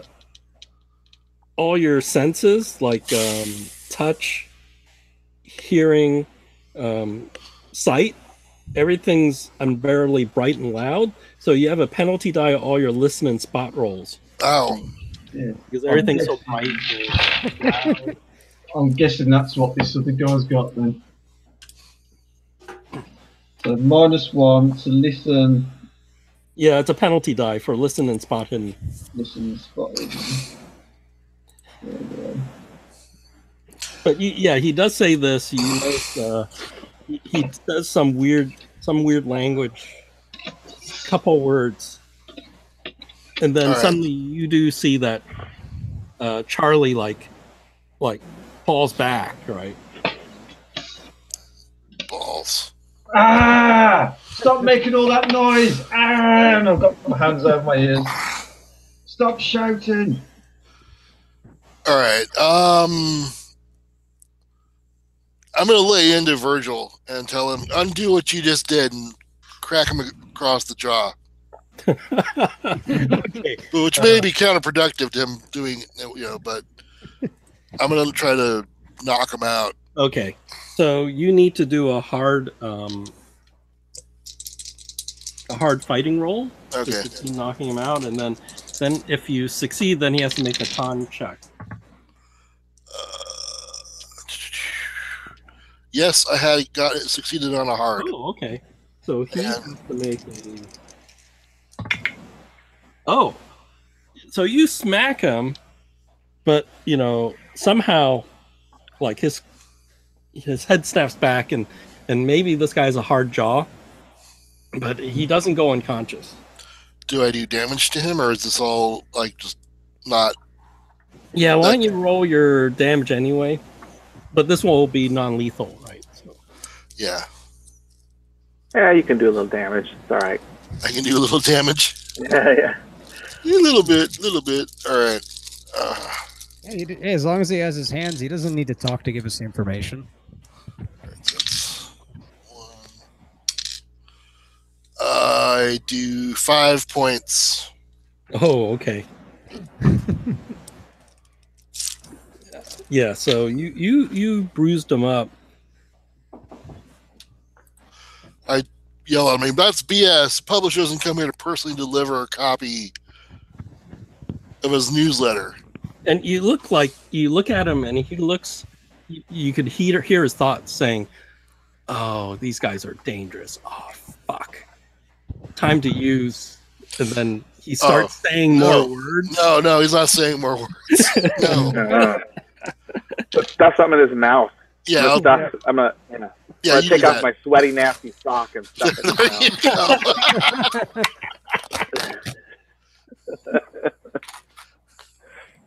So, what's your dex? Who's next? Your dex. My dex is 80. 80. Yeah, you hear him do this. So let's just do by dex. So you hear this from his head, but you get to go before he does. Punch him in the throat. So he's gonna fight back. That'll do, pig. Let's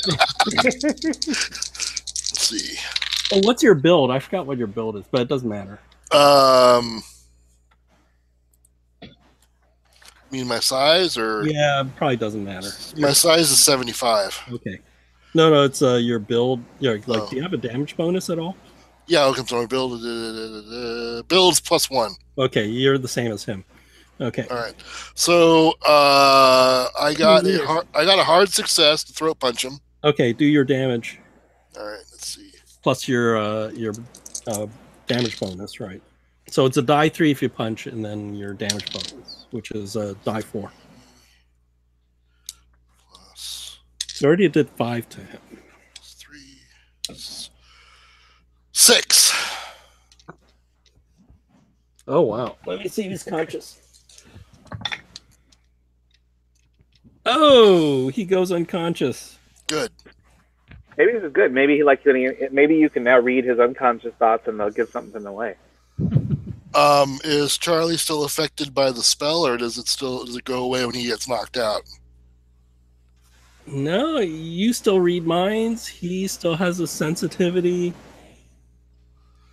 He's still going, ow, it's so bright, it's so bright. Okay, shit. No. All right, so I tie this dude up. I break, one of the cords out of a lamp Okay. and tie him up, and then we stuff one of Percival's socks in his mouth. Are the shades on the floor unbroken? That the guy was wearing. No, they're probably just on the ground. Can I pick them up and actually put them on if everything's like really bright? Yeah, you can.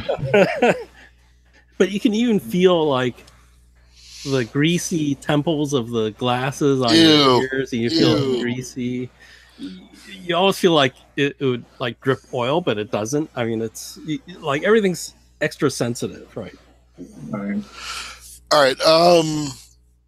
I peek out into the hallway. Is the envelope still under the door, or did it get pulled in? He pushed it in, right? So I can't see it from under the crack of the door.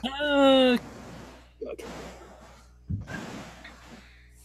Yeah, you could see a bit of it, but you probably have to dig it out, like take a butter knife or whatever. Well, I have my combat knife. I can just use that. Okay, you're gonna do that. Yeah. Okay. Pull it back.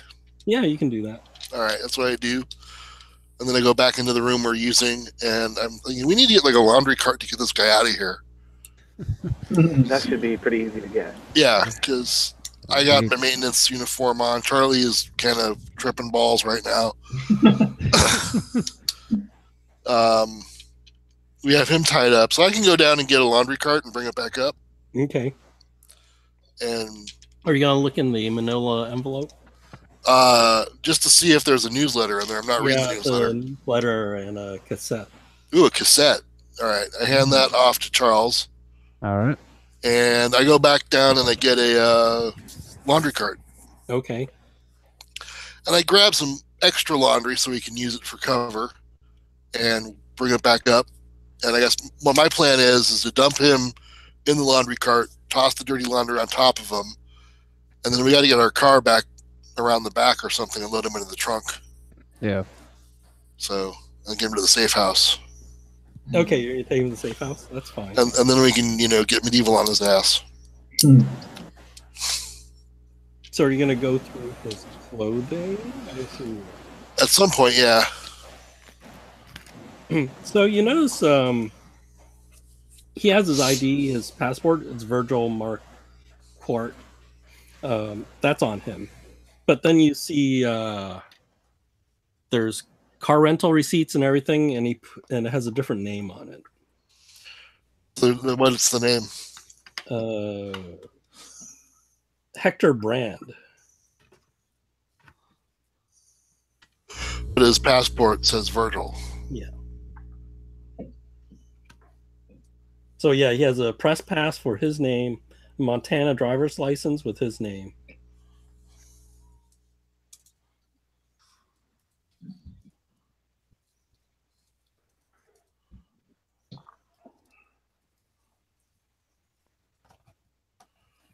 But yeah, there's a receipt for a car rental and a guest house. 30 Oh, the minutes guest from house. Richmond. Definitely need to go check that out. The real question is he working alone, right? Yeah.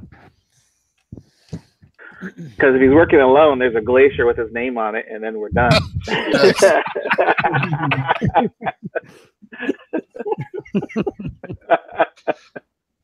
So what do we want to do? We want to take him to our place and leave him in a room locked up, or do we want to take him with us and go to the guest house wherever he's staying at and see if he's got more friends? I say we take him. So there's no way there's no cops to run into. So yeah, we can act with impunity out there. So I say we just take him, throw him in the boot. Yeah.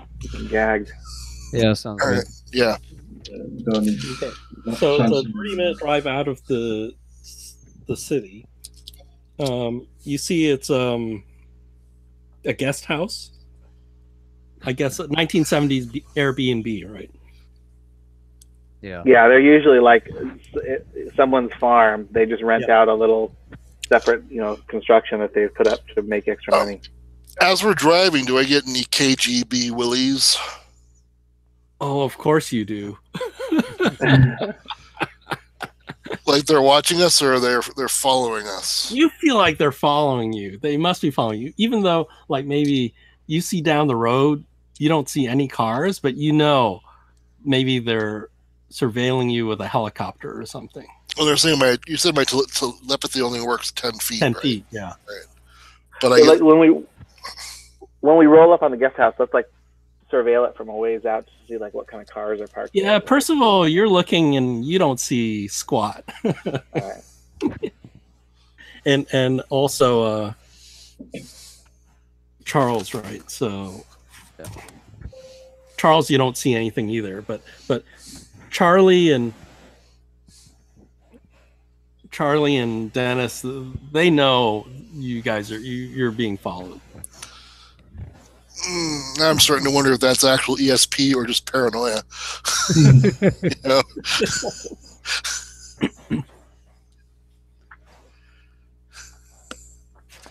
So yeah, you get to this building, this guest house.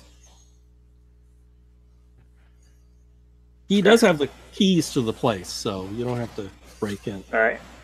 Okay. Cautiously listen at the door. Yeah, you don't hear anything. All right, let's go in. All right, so we're leaving him in the boot then. Yeah, for now, so we can deal with what's inside and then bring him in. And since this is the early 70s, there's probably no safety catch to let him out. So, yeah. All right. So there's apparently this is a 2-floor house. The ground floor is like a living room, dining room, kitchen. Looks pretty normal. Okay. Stairs that go upstairs. Is there food in the fridge? And like, has he been planning on staying there? And yeah, looks like there's food and stuff.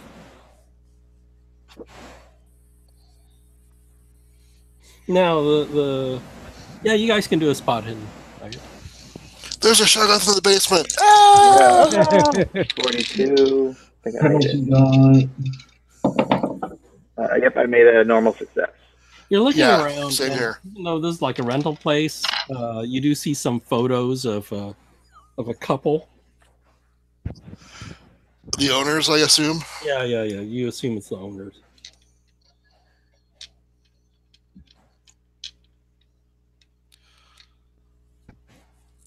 They're more cult members. They make the finest human sausage.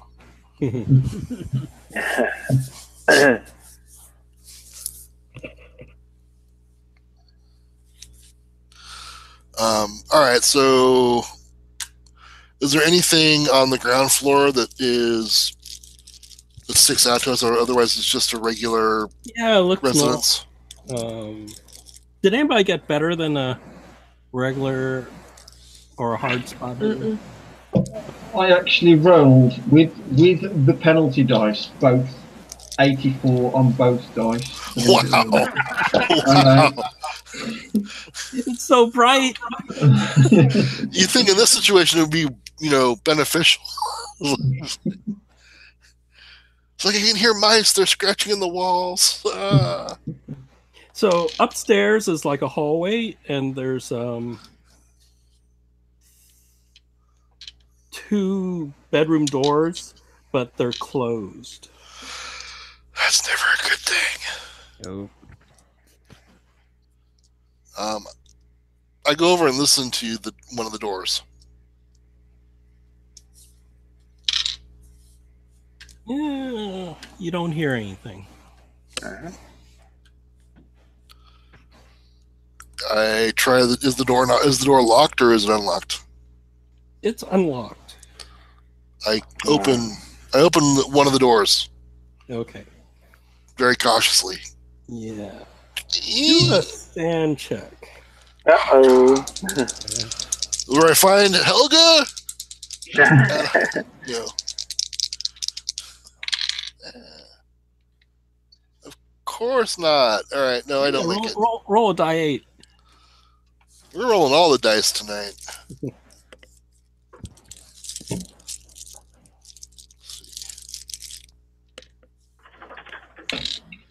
2. Oh, you only lose 2 sand. Woohoo! But So I what you see. is this gray fog on the other side of the door. You see these weird lattices and lines that are in the gray fog, and you see what may be the shape of eyes in the fog somewhere. I think you're being watched by these eyes. The room is full of fog? Is that? Yeah, Or you is- see what- like a gray fog, but you can see past it, and past that, you see a bed. Okay. You see, it looks like 2 dead bodies in the bed.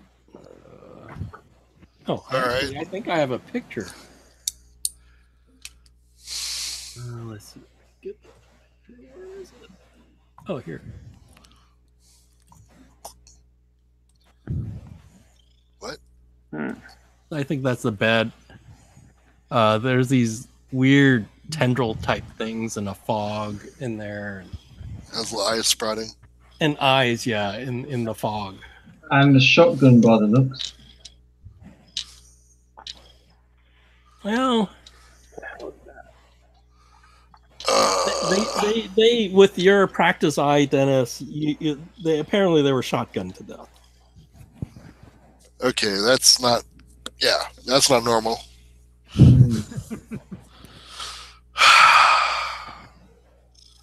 No. So I'm going to close that door unless somebody wants to do something about it, because I have no idea what we can do about that. So they may be the owners of the farm. Yeah, but I'm not going in there. I'm not going in there. You go in Yeah, I there. don't think Oh, who was up there with you? It sounds like somebody else looked at that. Yeah, Percival, I'll look. you Samrod, do it yourself. Stand check. 28 made it. Okay, you lose 1 point. 1 point. Okay. So you saw that. Percival's all, suck it, Cthulhu. Yeah, there's another bedroom up there. Yeah, let's check it. Yeah, I'm not opening that door. Someone else can have that pleasure. I'll open it. Okay, so it's the same a sand check. Oh, no more, huh? Okay, this time. Oh, missed it. Whoa. Okay, roll die 8. D8. Ouch. D8.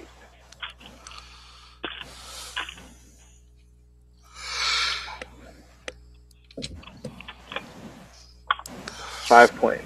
Eee. Oh, hey, time to roll a idea roll. Ruh-roh. Uh-oh. I failed it. 95. Oh, that's good. Oh, that's good. So no problem. Oh, okay. So in this room, you see the same fog and tendrils and eyes, but there's no bodies. It's a bedroom, but then there's a desk. And on the desk, inside the room, there's a cassette recorder and some cassettes and a Oh. typewriter. We need those. Yep. Yeah. All of that. Yeah. Question So is, how are do you, okay? Do the tendril thingies, are they moving, or are they just kind of like plants? They twitch a little. So And rock, then, paper, in the scissors. room further into the room. Oh, that's funny. They put the shotgun here. The shotgun's in this room, not in that room. Oh. So whoever drew the picture screwed up. So in this room with the desk and stuff, the shotgun's there, and you see a box of shotgun shells on top of the desk. Tempting. I wonder, is there a way we can pull the desk over to the door? Like if we can somehow get a rope around the leg or something? You can lasso it. Yeah. I'm not a cowboy.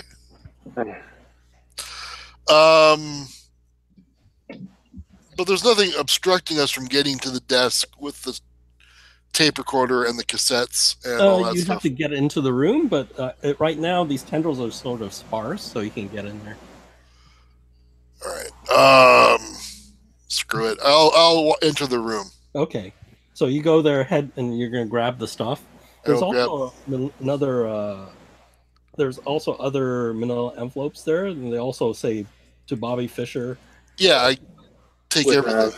I grab everything, bundle up on my arms, and get the heck out. Okay, so as you're pulling the stuff out, the people outside notice that the tendrils have increased in density, and then when you look up, like, so you need to make a dex roll, which All is right. good. You have a high dex. Yeah, I do, but it doesn't help me. But he's Sean Bean, so that Yes. Oh doesn't yeah, help. Sean Bean. Okay, I made it. Oh, lucky man. So as you exit out of the room, you notice that the tendrils have sort of gone really dense in the room, and I guess you shut the door, right? Yeah, screw you, dense tendrils. All right, so I have the cassettes. I have the cassette recorder. I've got the envelopes. I've got the typewriter. I got it all. I carry it downstairs and dump it on a table. Oh God, my back. Oh.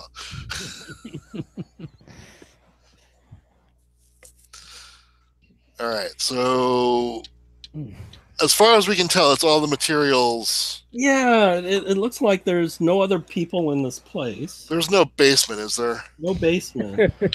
But this house is a little bit fucked. Yeah, I don't think they're going to get their cleaning deposit back. Yeah.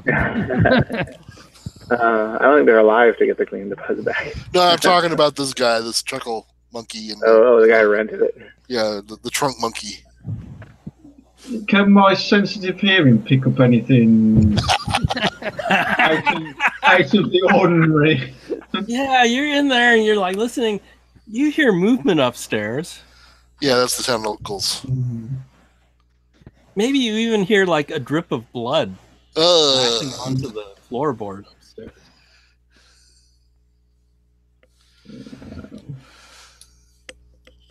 so, do we want to burn this place down to the ground, or what do we want to do? Yeah, it wouldn't hurt. Yeah, it would be a good idea. Because, I mean, I don't want anybody else who's like, the cleaning lady or, Yeah. the contractor that's sent in to fix this place, open the door going, well, that's really bad. Ah!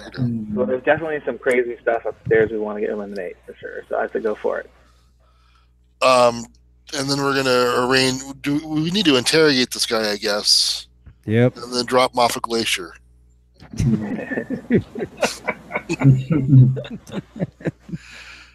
All right. Man, you're so lucky Dennis has a high dex. Oh, I am lucky. I have a high dex. Nice.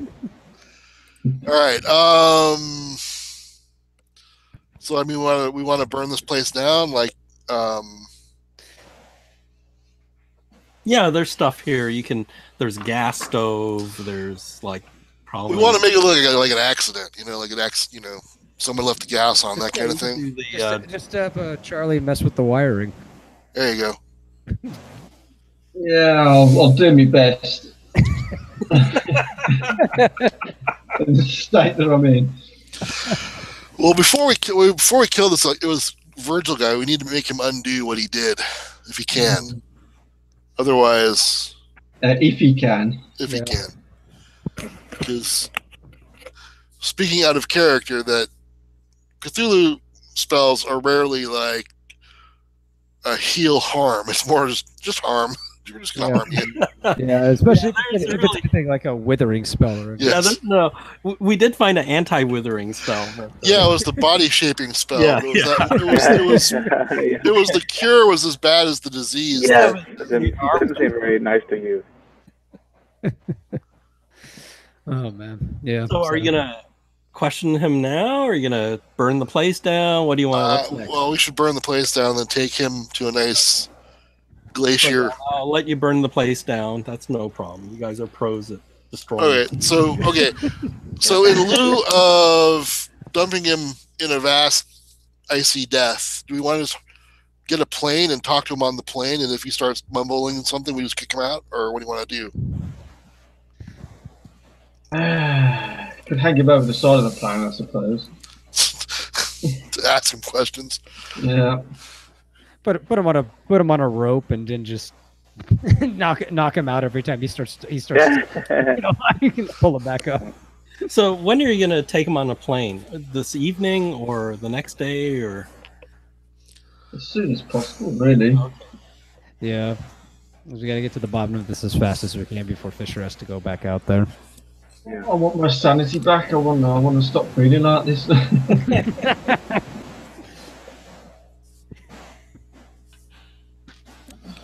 I'll do my best at flying the plane, guys. We don't have any work for it. Oh, that's right, you're our pilot. Oh crap. it's so bright out here. Well, we gotta get him to undo it if he can first.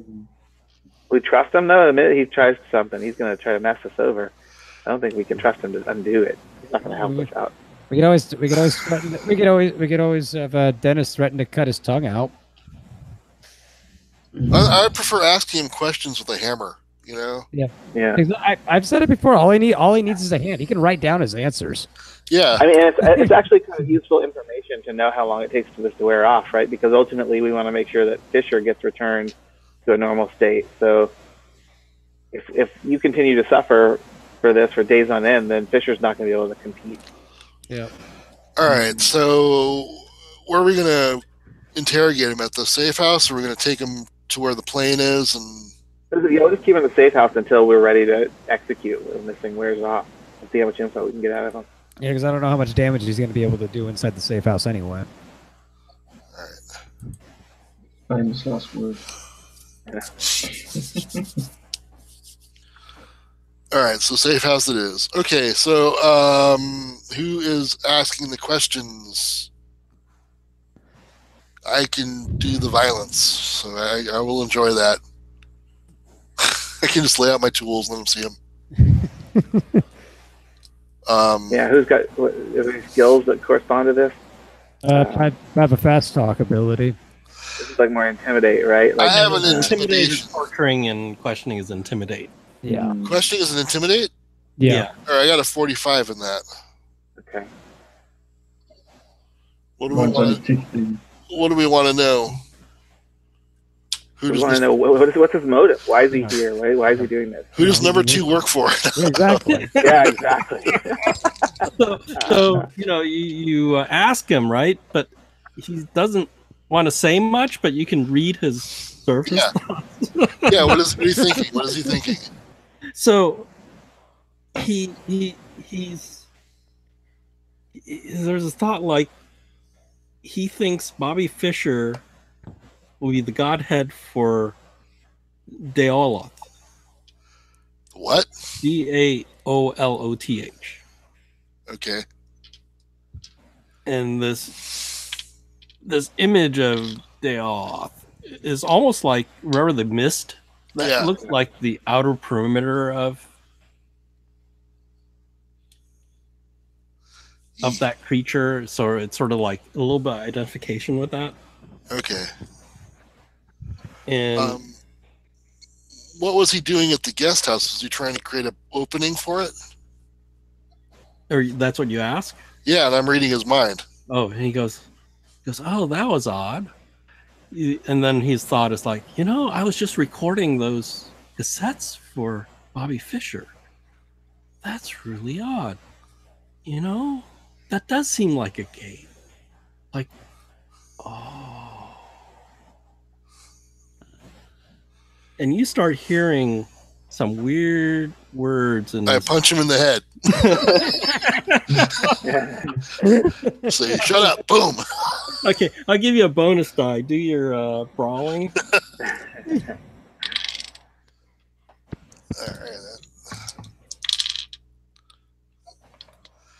All right. I just got a standard success. Okay, roll your damage.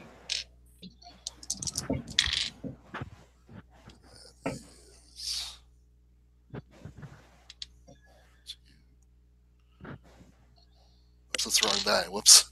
I'm like, whoa. I got 5. Okay. Yeah.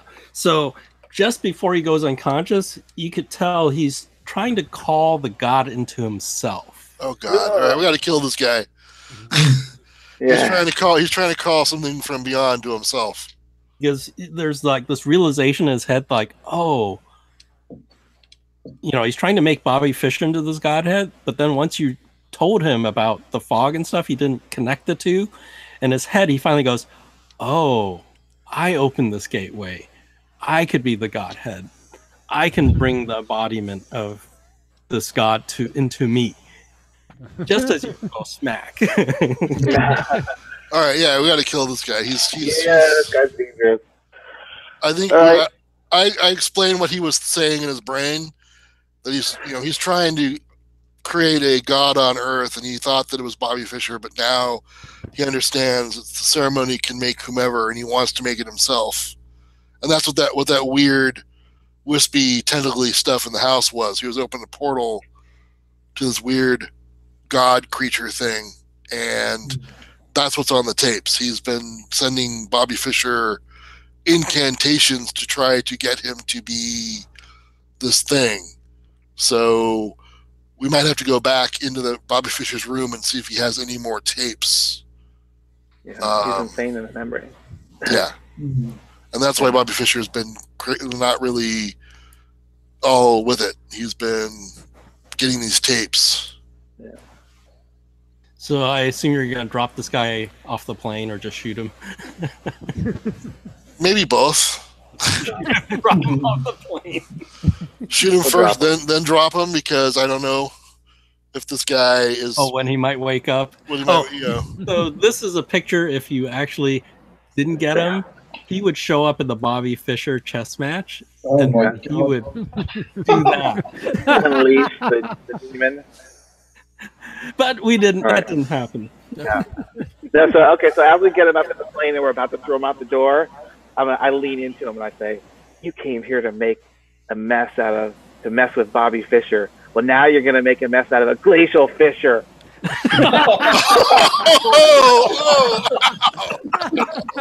No.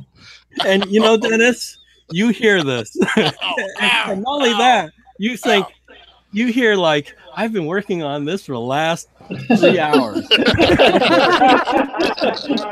Right. Oh. Nailed it.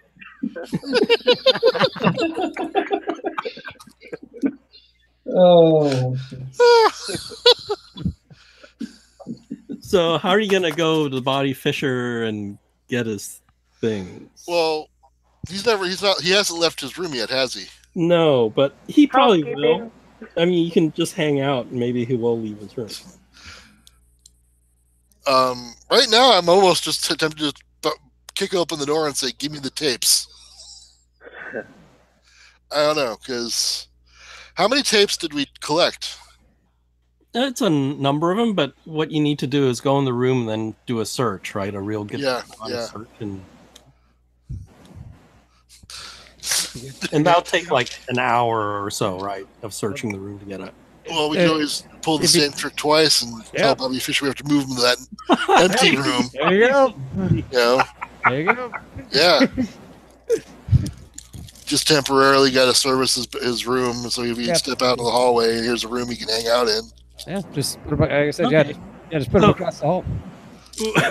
We'll speed through. So you hand him the paper, He's so pissed off.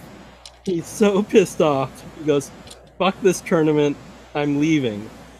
And he shouts this out loud, and then you see him just trounce down out of the hallway, like down the hall. What an asshole! Checkmate, motherfucker. and then the father guy leaves too, right? And then you guys can get all the stuff out. So actually, that's not a big deal. Because actually, in history, on the 16th, Bobby Fischer leaves the championship and heads home. Did he actually? He didn't finish it. He quit. Huh? Did he quit? And then at the airport, people convince him to come back. And then on the 17th, he beats Spassky, and then there's the whole history. So, and then at the end of the August 31st, game 21 begins, and the game goes to a second day. On September 1st, Spassky resigns and Fischer wins, and he becomes the chess champion of the world. So that really happened. He almost quit like a baby, and then they had all the stuff. I actually, and I have the articles and the things about how he thought he heard these things, and they did a test of the audience decibel sound. It's 55 decibels. With cameras running, it was still 55 decibels. And people say they didn't hear squat. I remember seeing something where they were just like, it was actually, they thought it was the pressure that was being put on him by like the U.S. government, a bunch of other stuff to win and succeed that was causing him to crack up. So they moved. How could it not, right? I mean, they moved the game from the big auditorium to a side room. Yeah, there was the movie based on all. It was on all this. Let me was it Pawn Sacrifice? I mean, could you pick any other like sport that would have the mental player type that is ill-equipped to deal with the public scrutiny and chaos as a chess player? I mean, they're used to playing in complete silence, one-on-one. Okay, so let me give you your sand reward. You stopped the crazy guy. Get die 10 sand points for stopping him. Woo! 9. All right. Ooh, we got a 10. Wow. Yeah, 9. I desperately needed that. Yay! So, for trust points, Soames, who hates your guts, reported all your misbehaviors to SIS. So you lose die 8 trust points with SIS. Oh no. Die 8. 2. One. Ooh, 1. Yeah, the same here. And then because that guy really didn't have much influence. But whatever, dude. Stopped the double agent from exposing N. You get plus die 10 trust points for section 4. Gain of 6. That's not bad. 8. Not bad at all. And you find out that the next day your mind reading disappears. All right. And then 6 days later, the brightness and everything disappears out of Charles. So Yay. stuff all wears out over time. Damn it, we didn't have enough time to get you to a casino in Vegas. Oh well. Oh my god, you're so lucky you got the mind reading. I couldn't believe you got the mind reading. Yeah, you that rolled was handy. randomly That was handy. Through that whole game, I did not pass a single dice roll. Wow. Through the So whole yeah, do game. all your advancement and then luck roll, fail your luck, gain die 10 luck. If you succeed, you get nothing. And I think that's all the stuff you gain. The only thing I gained from that was I got +1 on the Cthulhu report. Yeah, it was a die 10, you rolled a 1.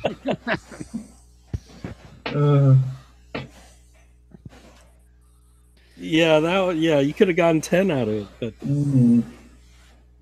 yeah, there's all these weird effects. So it's a die 12 random chart when you read those articles. Yeah, I'd say that was very handy. I was like, yeah. And then the only problem is it gives you that rampant paranoia,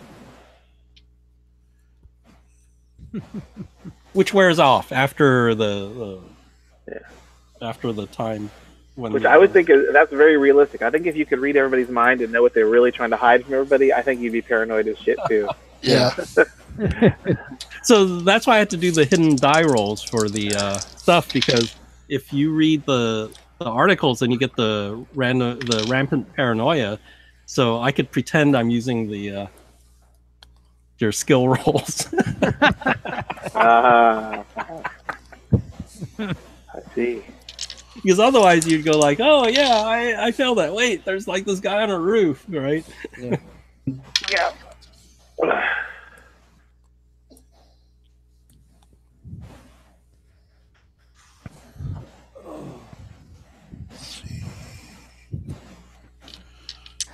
You guys are lucky. You know, if you failed your dex roll, then you would have been stuck in that room, and it would have been another sand check for die 10 if you succeed, and die 100 if you fail.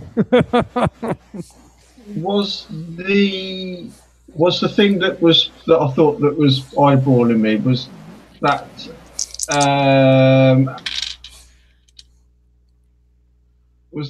Azathoth or No, it's that dagger thing. Let me type in the DAOLOT.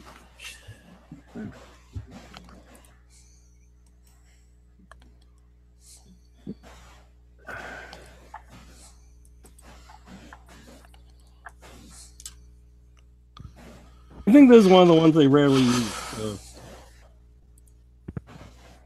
He's the C-list Cthulhu Mythos DD. Yeah, this one. That's the name. Oh, right, okay. So you can look him up in Keeper's book. Yep. I was going to say, like, it feels like a major step down from we go from dealing with Hestor to this in the next one. Iceland doesn't draw the best. Remember, they only send the quote unquote best agents to Iceland, right? Yeah, That's right. Yeah. So the best old ones go over here. yeah. They only send their best and brightest.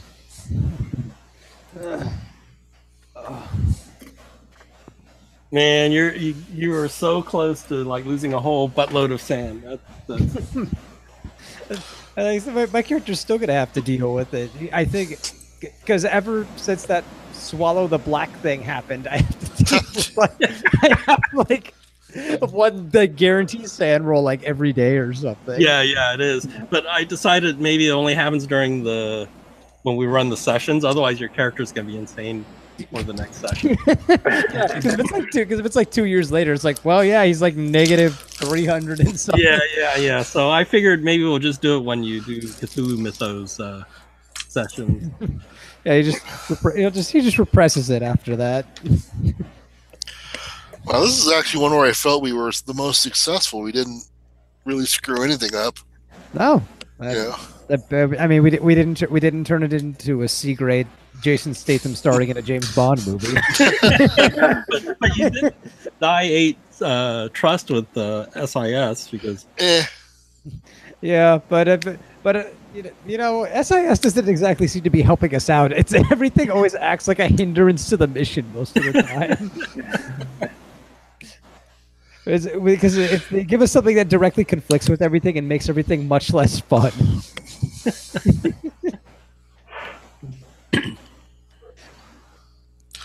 So yeah, we have to turn over. We'll turn everything over to our handler. Yeah, section 46. So they have all the tapes and all that. So what was his motivation? Why did he want to mess with Bobby Fischer? He thought that Bobby Fischer was going to be the embodiment of Deola. And so he was trying to push him over the edge. And then he wanted him to change into the thing in front of the cameras during this chess match. So that's just a crazy fanboy. That's what he wanted to happen. And basically, at one point in the scenario, the way it's written, he will realize Bobby Fischer will never turn into this thing. And he will do it to himself because he realizes he can manifest it himself. He does have like contact Daolith as one of his spells. Yeah, this is, like I said, all things considered, I think this is a better. This is a good outcome. I mean, the way some things have gone, I wouldn't have been surprised if Bobby Fischer would have ended up dead. Yes. Yeah, that's true. We'd have changed the history of everything. What was funny is he did follow the history because he did on the second match not show up. He decided like he didn't like the cameras. He was not going to show up, and he forfeited that second match. So I thought it was pretty funny. You're following the history, and you're like, "Well, we're going to sneak in there while he's off in the match," and he goes, Yeah. "He's not going to go to the match today." No. Yeah, it was starting to get up to the point where we're just like, we're just gonna kick the door and just drag him out of the room to get what we need to get out of here. it's all this waiting for them to leave and the sneaking around things is just getting frustrating. Yes. But as spies, that's what you mainly have to do. It's like stakeouts, right? Oh yeah, Yeah. exactly. I mean, it's totally our job, and then it's just a lot of waiting. They're not leaving.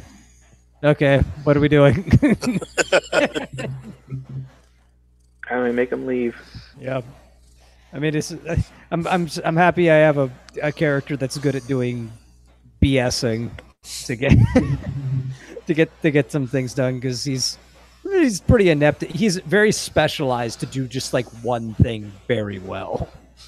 And if you start pulling him into anything other that's like really technical or anything else, he's completely useless.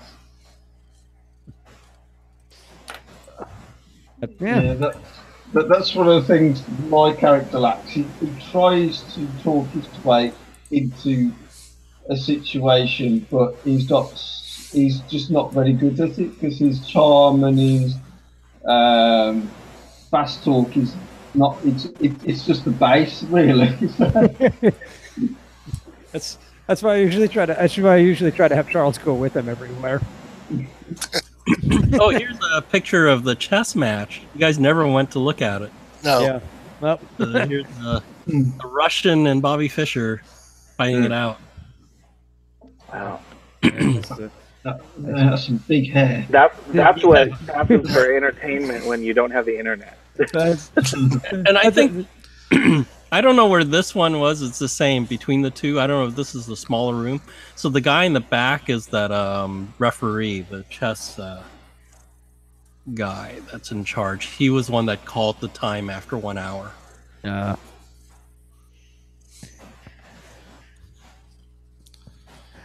Fascinating. I would love to see ESPN take on chess. Yeah. I mean, like, it took the secret cameras, the hidden cameras, to make poker interesting, where you could actually like see the hands of the players. There's nothing you can do at chess. You just sit there watching them silently. Yeah, exactly. It's just I feel like what are we gonna do? Dynamic camera cut angles, like dramatic zoom ins. How do you add more energy to this? Yeah. I mean, I've always said it before. Like chess can be an infinitely interesting mental game to play, but it is at its core a couple of nerds just sitting at a table, moving pieces or staring at them for long periods of time before they do it. There's nothing exciting about that. The majority of people would find interesting watching it at all. It's like watching paint dry.